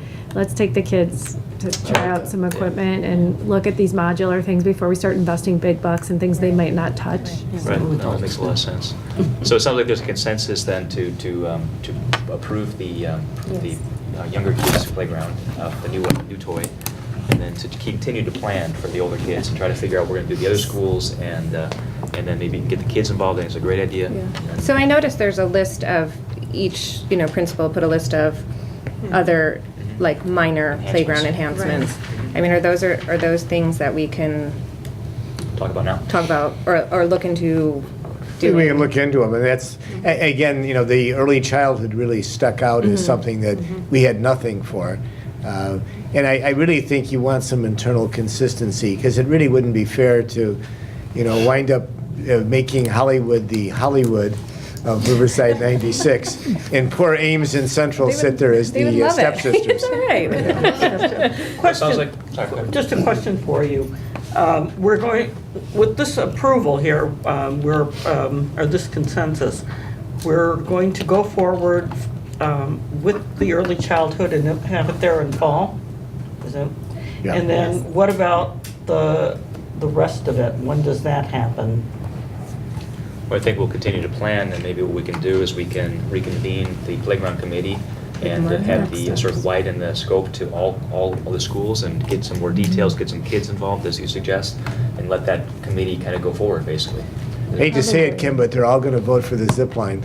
Just so you know. We don't give them access to things we don't want them Oh, to have okay. access to. 'Cause We the zip line is control in. the access. It's a controlled input. access. My grandson's class just did a project for Lake Forest and trying to outfit a park, and the zip line was probably number one on the agenda. Yeah. Well, I think there are ways to do the zip line, and maybe, as you said, lowering it so it's not so high, Yeah. so it appears to be like exciting, but it's not. But you don't die falling off it. Well, again, I mean, you want there to be Some element of some element of perceived risk danger. and play. It's Absolutely. That's the point It of is it. important for their cognitive development to have some excitement. and joy. Since So- I did a zip line this I mean, would you summer, wanna put fear in would be a something better the same way every element. day? But All right. Mary Rose, to answer your question, David, it would have to be from a budgeting and an installation perspective. I don't know if this is really obvious or I'm exaggerating the degree to which it's obvious, but Ames has adjacent space to their existing playground. Ames can be expanded and improved pretty much within the footprint that exists, and that'll be would be a great step forward. Central currently has a courtyard that's being used as a playground by students. Yeah. And it's, on a daily basis, they're using this space. It's nicely situated for potential development Oh, yeah. with equipment. Those Is are there kind enough of room what in I'd that call. little- There's enough room in that little courtyard area? For a limited extent of Little bit, improvement. little I think icy. 'Cause that's where- Central is the biggest challenge as Because to. that's where why I'm suggesting that's where the other modular half of first pieces. graders play. Yeah, Right. I know. So it sounds like there are some things to think about. Well, I I think there's some pretty obvious opportunities. Whether or not the playground committee extends that into a much larger vision Right. is something that the playground committee would then, take on as a challenge. Right. But some of these things like basketball hoops, I mean, we've talked about that with the paving, They're going to be putting those in the at least paving at if we Central, go ahead right? and So I mention know Ames had a request too, but some of these things we've already talked about. Right. so. That's what I was saying, is I think that list of requests, I mean, some of those seem Fairly minor. Especially very minor and painting, very, painting. like, Yeah, there were some smaller things that I think you already talked about Right. Yeah. putting in. So are those things, the minor stuff, I mean, do we even need to approve that? Or, I mean, it's the, minor jump repairs. ropes? That's part of budget development. It's in Right. David's budget. All right, so I think we have a consensus there. Yep. So Yes. first of all, we'd like to thank the Playground Thank Committee you. and Ms. Yes. Ebner for doing a fantastic job on Thank this. you. It's really, you really did your homework, and so appreciate that. And it looks like we have a consensus to move forward then on the pre-K and defer the other one until next year. This is going to be really good for our early childhood. Right. That's the most important thing. And then just one step moving forward, we want to work with the Hollywood Citizens Association to formalize the use of their land. So we'll be talking more about that. You have to have a ribbon cutting ceremony. Yes. Well, thanks very much. Appreciate Yeah, that. thank you. Thank Thanks, you. Jim. Thank you. So the next item on the agenda is discussing the idea of an annual report. And so we've talked about this a little bit in the past, where currently there's no simple way for a lot of our residents to know what's going on in the district. I mean, you can always log on the website, but a lot of people, parents will do that all the time. But if you're not actively involved in the school, it's very unlikely that you're going to be doing that on a regular basis. So what we've talked about as a way to reach the entire community is have an annual report, which would we could set mail to all of the residents, and many districts do this. I talked to Dr. Kelly, and they do that at Lyons Township. They have an annual report. They actually have someone on the staff that prepares that. But the annual report could include things like a letter from the superintendent about what's happened in the district. A letter from the board, basically what the board has been up to. A letter from the assistant superintendent of curriculum and what's going on there. The letter from the finance director, what's happening in finances, where we stand. So basically, and then maybe profile some of our initiatives. Like this year we started the 6th and 8th grade math program, Carnegie Math. We're starting the Singapore Math. That's another thing. So we can the playgrounds. We can talk about all the things that have been happening, and people can sort of see what's going on. So You won't have any trouble filling a fairly large report. very easy to fill it. So Yeah. I guess the question is this something that would be of interest to the board, and kind of what are the parameters, and in terms of how much money we want to spend and that kind of stuff. So I think that's the topic really. I definitely think we should do it. I mean, to connect everybody in a way with a little bit of financial information is always good. Right. A little bit of what we're doing curriculum-wise, and some highlights of exciting, programs that teachers are participating in. Why not? Right. I agree. I think that's a perfect way to connect everybody together. We've We may all not be in here identified the every need day. for a deeper level of communication with the residents. So I think that, I'd like to see the cost to doing this. Yeah, that's- We've all talked about different ways of doing this. This could be the most effective way, One, but let's look at the I think cost. one data point I think we had this summer when we talked about mailing out just a card for the strategic plan Strategic survey. plan. Right. That was going to cost us about $4,500. So we were actually going to mail like a pamphlet that's sort of more substantial. I'm figuring maybe $12,000, $15,000. So maybe it'd be probably $1 per resident or something like that is kind of what it would come to. So maybe per household, maybe $2 or $3. I don't know how many households. We could send out a So- subscription, if they want to subscribe So to the basically, annual relative report. to the total cost that each household spends on the schools, it would be a very minor Very number. small amount. Right. But it wouldn't be totally insignificant. It'd still be, Right. 12, 15,000 range. Well, the village sends out a quarterly report. That's right. which is Yeah. Essentially. That's I think right. a lot That's of right, Bulk exactly. mail project is what it is. That's right. I think a lot of other districts, or at least Western Springs, includes it in the water bill. Yeah, that's what I was just going to say. Is there any way we can partner The up with problem is we the have village? Brookfield and North, so we have different jurisdictions that we'd have to, we'd have to figure out That's how we right. do it all with all of them. That's We right. just do our own then. And also, we need to start figuring out how we start collecting email addresses from a broader group of people to do more things electronically. Right. The way the village did it was they just had people manned at farmers markets and other events who collected them, so you'd have to, ban a booth. But the other thing is, how do we get to what we are going to put in these communications? Well, this is what we're talking about now, and we continue to talk about it, but I gave you a sample of, a half a dozen topics that I think would be of interest to the broader community. But obviously, we can decide collectively what we want. I'm sorry, You might have been out at the time. Oh, so basically a superintendent's report about what's happening, maybe a board president report about what the board's been up to. Curricular, financial. Curriculum, finance report from the, finance. We could profile some of the initiatives we've had, Yeah. with the math programs, Carnegie Math, the Singapore Math. We can talk about the playground stuff. gonna say we're the doing. playground All this installation. stuff that we're talking Or about if there any doing. kind of plays or presentations, invite the community to come and watch. We're not going to lack for topics, I think. Yeah, that's- like We have a musical productions or all sorts of things that people may not realize. few annual reports I've seen, yeah, they'll have like a picture of like the kids on the stage doing a presentation. Sure. And maybe, Yeah, I guess One of the things I'd like to see is a lot of those exhibits that David puts that support his budget, you know, the experience of our staff, that kind of tell people what we're buying with their money. So, to me, it's how your staff, the experience level of the staff.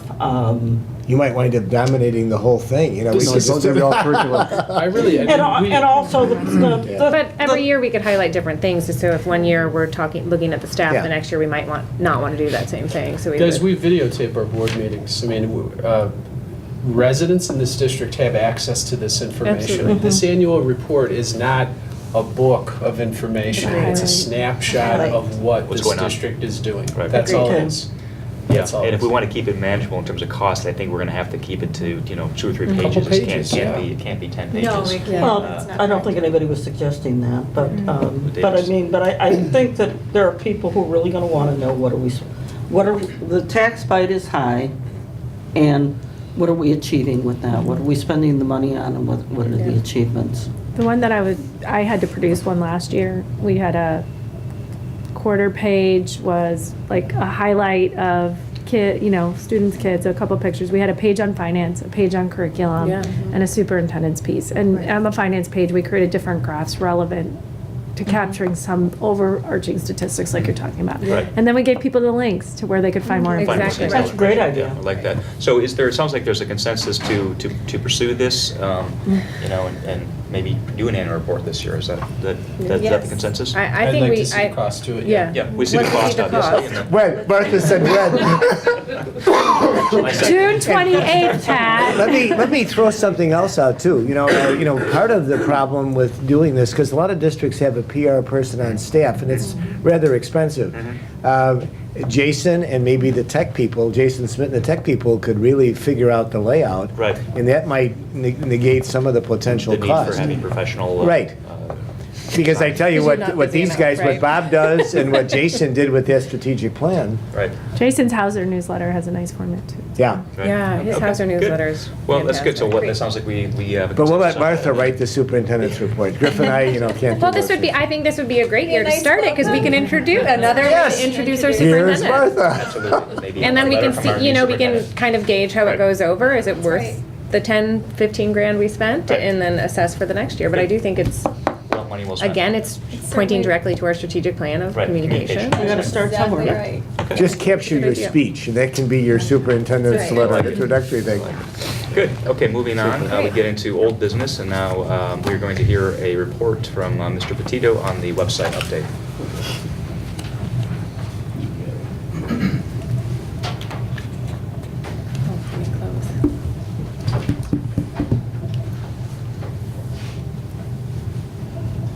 Yeah, well, thank you once again for my opportunity to be here and speak to you guys about the different changes and updates that we've made to the website since this last iteration. One of the biggest improvements that we've made, we actually can't see, and that's actually the changing of our firewall settings here in the district. This has been kind of plaguing us for the past 6 months or so. Is that at certain times page loads within the district would load slowly and kind of sluggishly. But we made a few setting changes after talking to our wireless infrastructure people, and they said, they gave us some hints and things, and we finally figured out a setting we can change, and now page loads are much faster here within district as they had been outside of the district as well. So we're very appreciative of that. Some other changes we've made. The first and foremost is the registration page concept that we have going. This page is basically done. The only thing we have left to do is establish some timelines as to when it would roll out, as well as put in some kind of final links. The previous registration page, it was just one huge long page of text. It was very burdensome to kind of go through and filter out what steps needed to be where. So our charge was to make this page more visually pleasing, as well as provide specific steps as to what the registrants need in order to complete the registration process. So it's broken down here by drop-down box with tables and forms and so forth. And then they can always go on selecting the box, and as they open one box, it closes the other box. So just to kind of keep the page compact and only provide the information that they need at any given time. They still have the option for online registration or the traditional paper-based registration. And also the option then to finalize the registration process, and everything is very sequential and so forth. We also worked with district office staff as to how these forms will be updated. Previously, these forms were updated by one person, and it required the deleting of content and then re-uploading of content, and then if changes made, it was a four-step process to get that change here on the website, where now it's a simple one-step change. So if a form needs updating, they do so in one particular location, and it updates the site automatically. So it's the process of updating the forms is also increased efficiency. Feedback so far on registration page? I like it, Bob. Good move. There you go, there's feedback. The next is, again, more conceptual, and we presented originally about this concept of having a footer-based design based on feedback from the board, that they wanted kind of a consistent footer across all the pages that also provided some information as well as made the page more compact. Kind of similar to some other websites that were suggested by the board. We're still developing that concept as to what that footer-based would look like, but we're getting closer as to how that could look. So be compact here. Actually, this is one little big change. Also having a footer at the bottom. And one of the other considerations that the board had asked for before was the condensing of our menu structure. Currently, there are 3 menus. We have the top menu, which is kind of global across all websites in the District 96 environment. Then we have this middle site here, which is basically a reiteration of these hot links. It's on your first tab. Right? So in the first, yeah, thank you. So in the first tab here, you can see what that looks like. So before, this icon structure was not there. This is the only icon structure that was here. And so what we plan on doing is providing communication to all the 96 stakeholders that eventually this menu will be going away, and instead it'll be redirected to this almost hot links section up here. Again, similar to some other sites that were recommended by us by the board. And so this will essentially be our hot link section, and we can expand it and contract it as we need. We can also feature icons as well.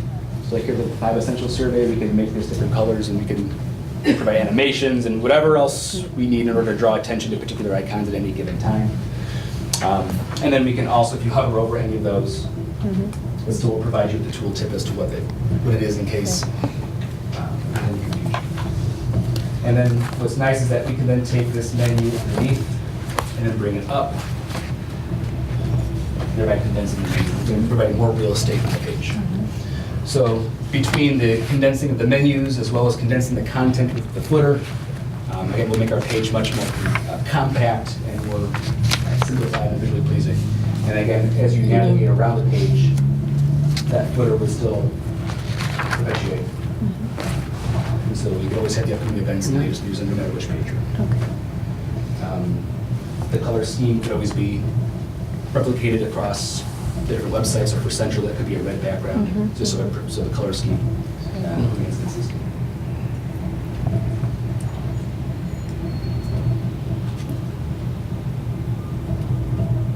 And I believe that's it.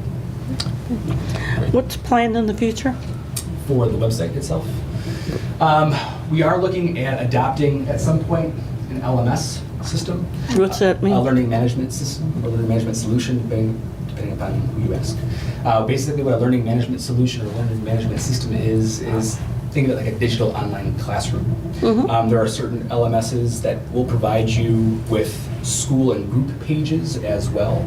That will also provide you a hierarchy, so you can create a school page within group pages and teacher pages and so forth. Right now, our teacher pages, our teachers use a hodgepodge of different websites in order to create their web pages. Some teachers use Weebly, some use Google Sites, some use this, some use that.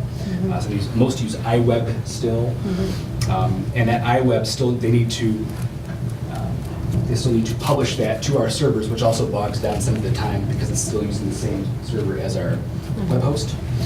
So eventually, if we were to go to an LMS, we could provide teachers with a website creation tool that would then link with the staff directory here. And so it would be a consistent view of all the teacher pages, and it would work pretty seamlessly along with the website as well.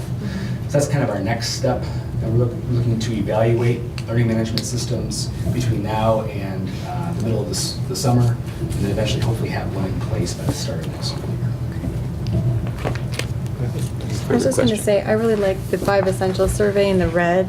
I would love to see that in the future just continue, where if there's something urgent and pressing, it's right there.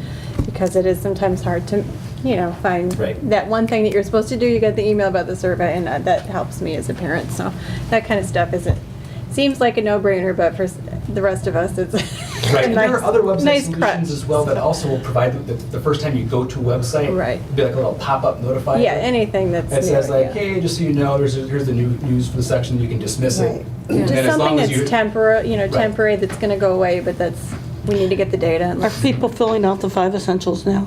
I did. Okay. So with Yeah, we get updates. Our teachers are pretty much all done. The parents still low, not as high. Well, they have through a few days through March, though, so people always, Yeah, so schools have been sending out reminders and trying to get that threshold up. Okay, so it's 5 essentials time. Lowered the threshold for parents to publish the data. It was 30% last year, now it's 20%. Oh, really? Okay. Survey says, not everybody in. No selection bias there. Yeah. So it We will have becomes that less data. useful. We will have that data next year. Right. Okay. Well, Thanks, you very Bob. much. You guys Yeah, done I a think it's fantastic job on this, Yeah, on the great. website. Really, really, it's a huge improvement from what it was, Right, it is. 6 months ago. So you guys are doing a great job. Great, thank you. Yeah. Thanks, Thank Bob. You can see it. Thank you. Yeah, it's nice. All right. So is the next item the InfoSnap? InfoSnap, or was that part of this one already, or was Yeah, that a this is separate? really just more of just an information update. I can definitely answer questions if you have any, but it wasn't as Okay. a presentation, just more of an information item, Mhm. letting you know that we're progressing Okay. on it. Okay. And, Great.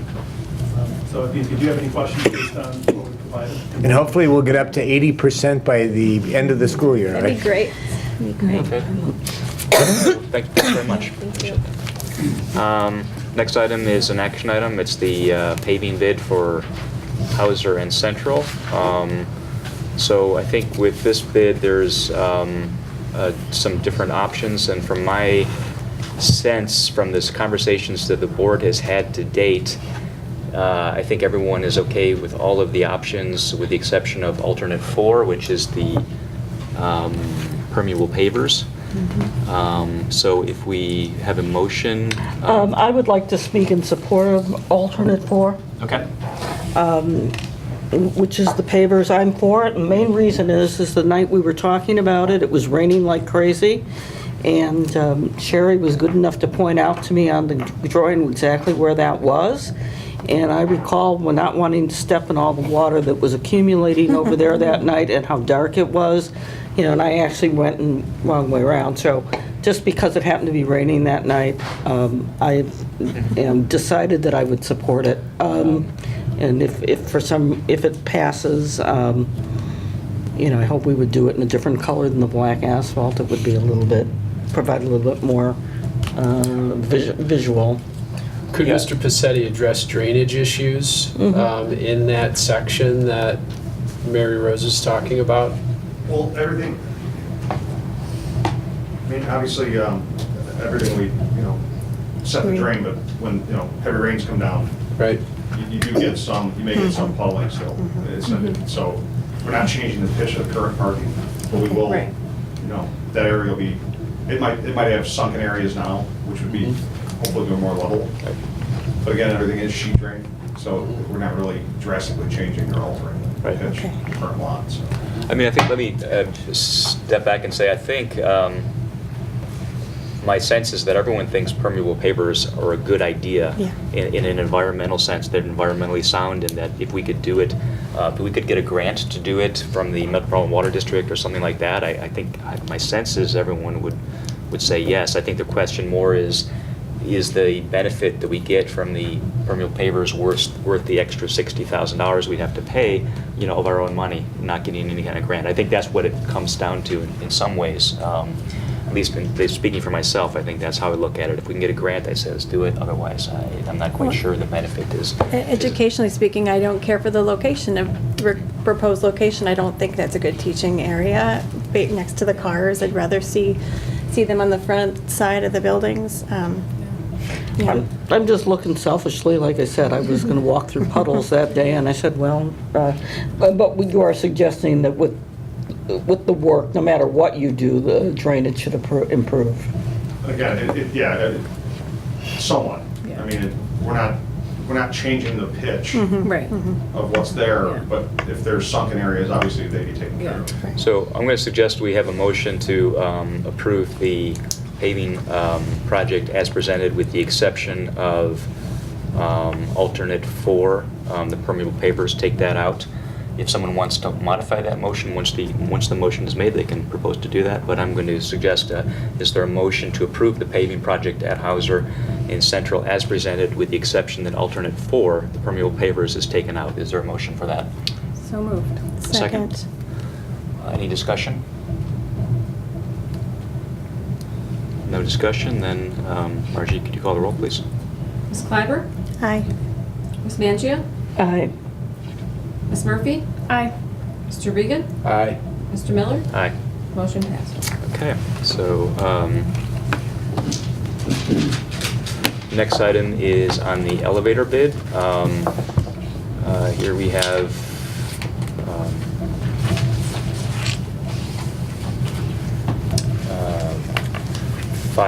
three different viable bids, and there's a proposal to approve the bid from Metropolitan Corporation for an elevator, plus some extra work that's going to be done in the central office and a few other odds and ends. The amount is... I was going to say the Hauser office. Well, Hauser office. The Hauser main Hauser office. Okay. Just want to make sure I thought I was getting a suite. Right. Good try, Vanna.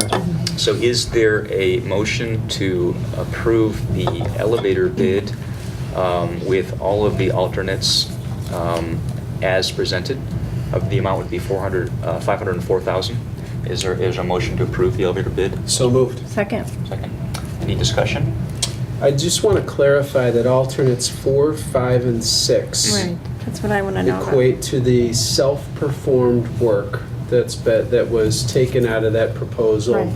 And essentially, I believe, if I remember this correctly, it's going to be subcontracted directly by Bill Radke and his staff. Is that accurate? Is that why it's noted as delete on this? Those were taken as a deduct alternate to Yes. see if there was any benefit to doing it that way. Okay. I think after looking at it, the cost differential, I think from the numbers, David had gotten a couple of them were actually a little higher to go. So So Okay. we're getting a better value going through the contractor, Okay. keeping it all under one. the $504,000 does not include those deduct alternates. Right, that's what Okay. I want to know. It's only the add Yeah. alternates. Correct. So alternate number 4, number 5, and number 6 would not be recommended. Oh, you do not recommend You them? don't recommend We don't recommend it because we did shopping, we compared with opportunities to do the work, and it's preferable to have one contractor to work with and complain to if there's any difficulty. Can we, is Okay. the number still 504, or is it changing with? It stays at 504. Okay, so 504. even ignoring the deletions, it's still 504. Let's do it. Correct. Is there a motion to modify the motion and delete alternates 4, 5, and 6? Which I think is what we want to do, right? You're proposing to delete, not to have those. Delete So the is there a motion deletions? to modify our motion to delete items 4, 5, and 6? Clarify that motion And also again, will not, you, David? we wouldn't be accepting alternate 1 as well, which is the deleting of what the bid down. Right, that's Okay. $0. We'd only be looking at, correct, but we, but we want to exclude that as well. so. Okay, so there would be just alternates 2 and 3. Inclusive of Okay, so let's, alternate How about just inclusive of, yeah. okay, how about we, is there a motion to, It just doesn't Is that make sense. David's? No, it doesn't. What's David's recommendation? The 504 was bid as base bid number 2. And base bid number 2, by definition, includes alternate number 2 and alternate number 3. Yeah. So Okay. all you need to do Is is approve approve base base bid bid. number 2. Gotcha. Because that base bid is And inclusive. stop there. Right. It's inclusive. Yeah, so we don't need to modify anything. That's all I want to know, is that it We are only includes what we approving the think it base includes. bid, which is inclusive of 2 and 3. So you really So are that'll rejecting include the- all of the alternates. So basically, it includes the electrical and the sprinkler Yes. work and all those things. That's what I want to Right. find. okay, so let's rephrase the motion. Sorry about that. Is there a motion, we'll start again. Is there a Third motion- time's the charm. Is there a motion to approve the base bid number 2 for the elevator project as presented? So moved. Second. Second, any discussion? Okay. Margie, could you call the roll, please? Ms. Murphy? Aye. Mr. Regan? Aye. Ms. Mangio? Aye. Ms. Fiber? Aye. Mr. Miller? Aye. Motion passed. Thank you, Exciting. thank you. Yay. Thanks, Paul. Thank you. Yeah, thank you. I know, I've spoken with Metropolitan, they're very eager to get Oh, started. great. Good. Thank you news. for all your work. So that's going to start, They're Jake, getting all- I think they're getting Cool. paperwork and everything right ready. after, right after school starts, they're going That's to... really exciting. Right after school ends, they're going to start? Correct. And I need it done on time. They'll be getting all lot of the stuff chapter going on this summer. Yeah. Summer school, summer school. Okay. So that Dana is gets to get the the table. last item on the meeting. Is there now a public comment, the second public comment period? Thank you, Mr. Pacetta. Thanks, Paul, you. appreciate that. Thank you. Is there any public comment? Seeing that there is, Margie has a list. There's somebody on the public comment? I don't think that they're still here. oh, He took a phone call before I know if he actually walked out. What do you do now? there's a, Mr. Roebling is on the list here, but I don't see him in the audience. Is that his coat still there? He was last seen on the phone in the hallway. Well, He's not. you know, if he's Going not here. once, going twice, Okay. going 3 times. Since Mr. Roebling is not here, we will have to basically not have his public comment. Is there any other public comment? Seeing that there is no public comment, is there any further business? There's no further business? Well, let me just first of all say we have upcoming meetings are March 1st, 2016, Committee of the Whole at the Learning Resource Center at Hauser. March 15th, regular business meeting, 7 o'clock in Central Elementary School, so it's going to be at Central, which is a different location. Okay. April 5th, Committee of the Whole, 7 p.m. here in Hauser. April 19th, regular business meeting, again at 7 o'clock for the public, and that is here at Hauser. Then if there is no further business, the meeting is adjourned.